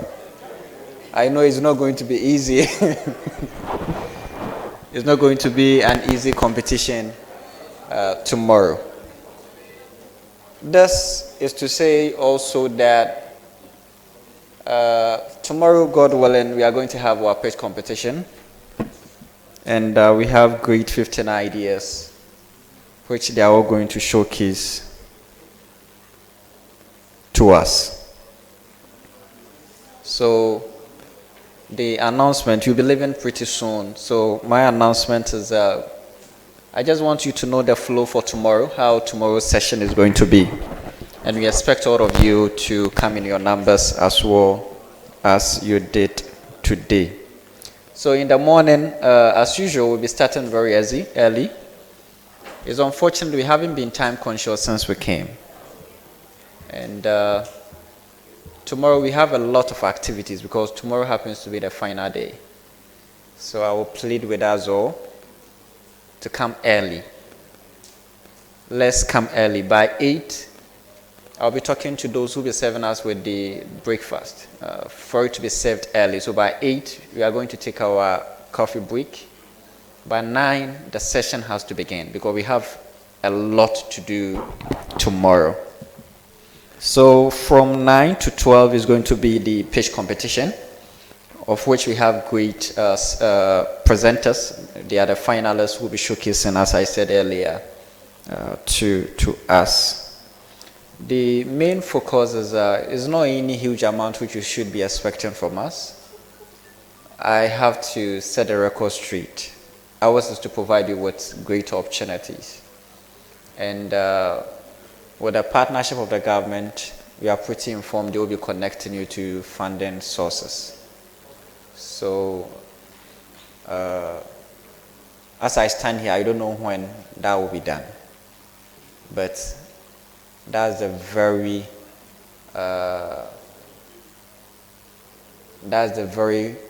should I say, contract, which we have with them. So we know that indeed the government of Ghana will be supporting you. These are great innovations which needs to be supported. And God willing, on tomorrow, we are knocking at the doorsteps of some investors and investment firms for them to join us as well to also support you. So we are working on that, and you get to meet with them, God willing, tomorrow. So 9 to 12 o'clock is going to be the pitch competition, and each of the finalists will be entitled to 10-minute presentation maximum, and 5 minutes Q&A session from the judges. Megan and Joanne is going to serve as the jury for us tomorrow.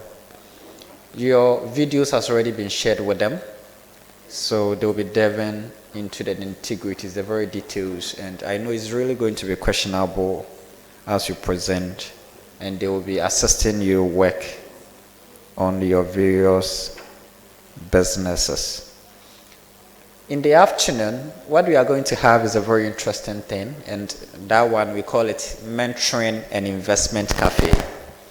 So we have volunteers from PwC who will be joining us from the mentoring session, and we have some investors and investment firms as well who will be joining us for the investment session. We will begin with them as a panel discussion as usual. Then it's going to be interactive, so that's the reason why we have set a cocktail session over there where you'll be interacting with these mentors who will be with us on tomorrow.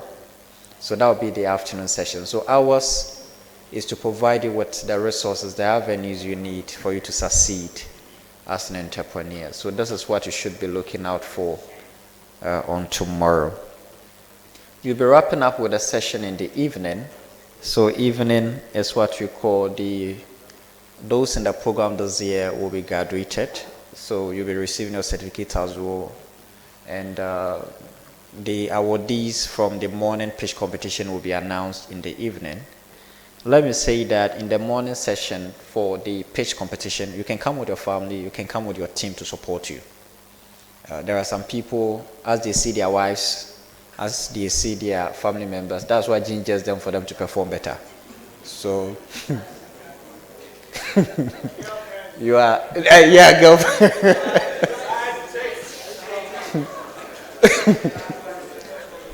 So you are permitted to do that in the morning. And in the evening, graduation. For the graduation, your families are also welcome. Graduations are most of the times not for you alone, so they are warmly welcome to join us in the evening. We are looking out to having a speaker for the graduation session, as it has always been. Last year, we were honored to have Honorable Kennedy Japan gracing the occasion for us for that. This very year, you should be an entrepreneur. And we are working on it. I was targeting Dr. Nesapon, but it's unfortunate the schedule couldn't permit tomorrow. But we have a great person which I'm in talk with. He's into oil, and you know, in Ghana, if you are into oil, you're a boss. So yeah, I'm hoping to have him, God willing, tomorrow to join us as the guest speaker for the evening. So that will be all for today. That's the very announcement which I have. Anything from the DKYC? If there is none, then our session ends. This will be the end for today's session. So have a good night, everyone. So we will be meeting 8 a.m. tomorrow. Good night. Or before we go, can we get a pastor or imam, anyone to pray for us before? Imam.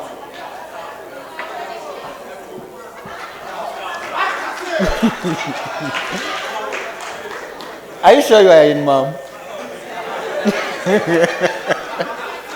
Okay. 100% sure. Okay. So. Okay. The name is Fredaus Asmeni Yakun. It tells you I'm an imam. Since the program has been for the whole day, I suggest, inshallah, tomorrow, God willing, provide us with supper, okay?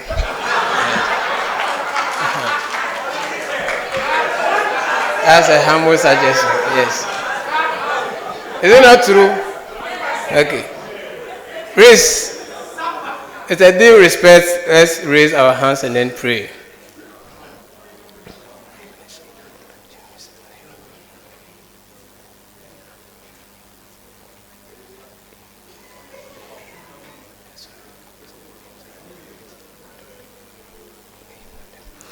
ربنا آتنا في الدنيا حسنة وفي الآخرة حسنة وقنا عذاب النار. Oh our Lord, grant us whatever is good in this world and grant us whatever is good in the next life. Oh our Lord, and save us from the hellfire that you have prepared for the disbelievers. Amen.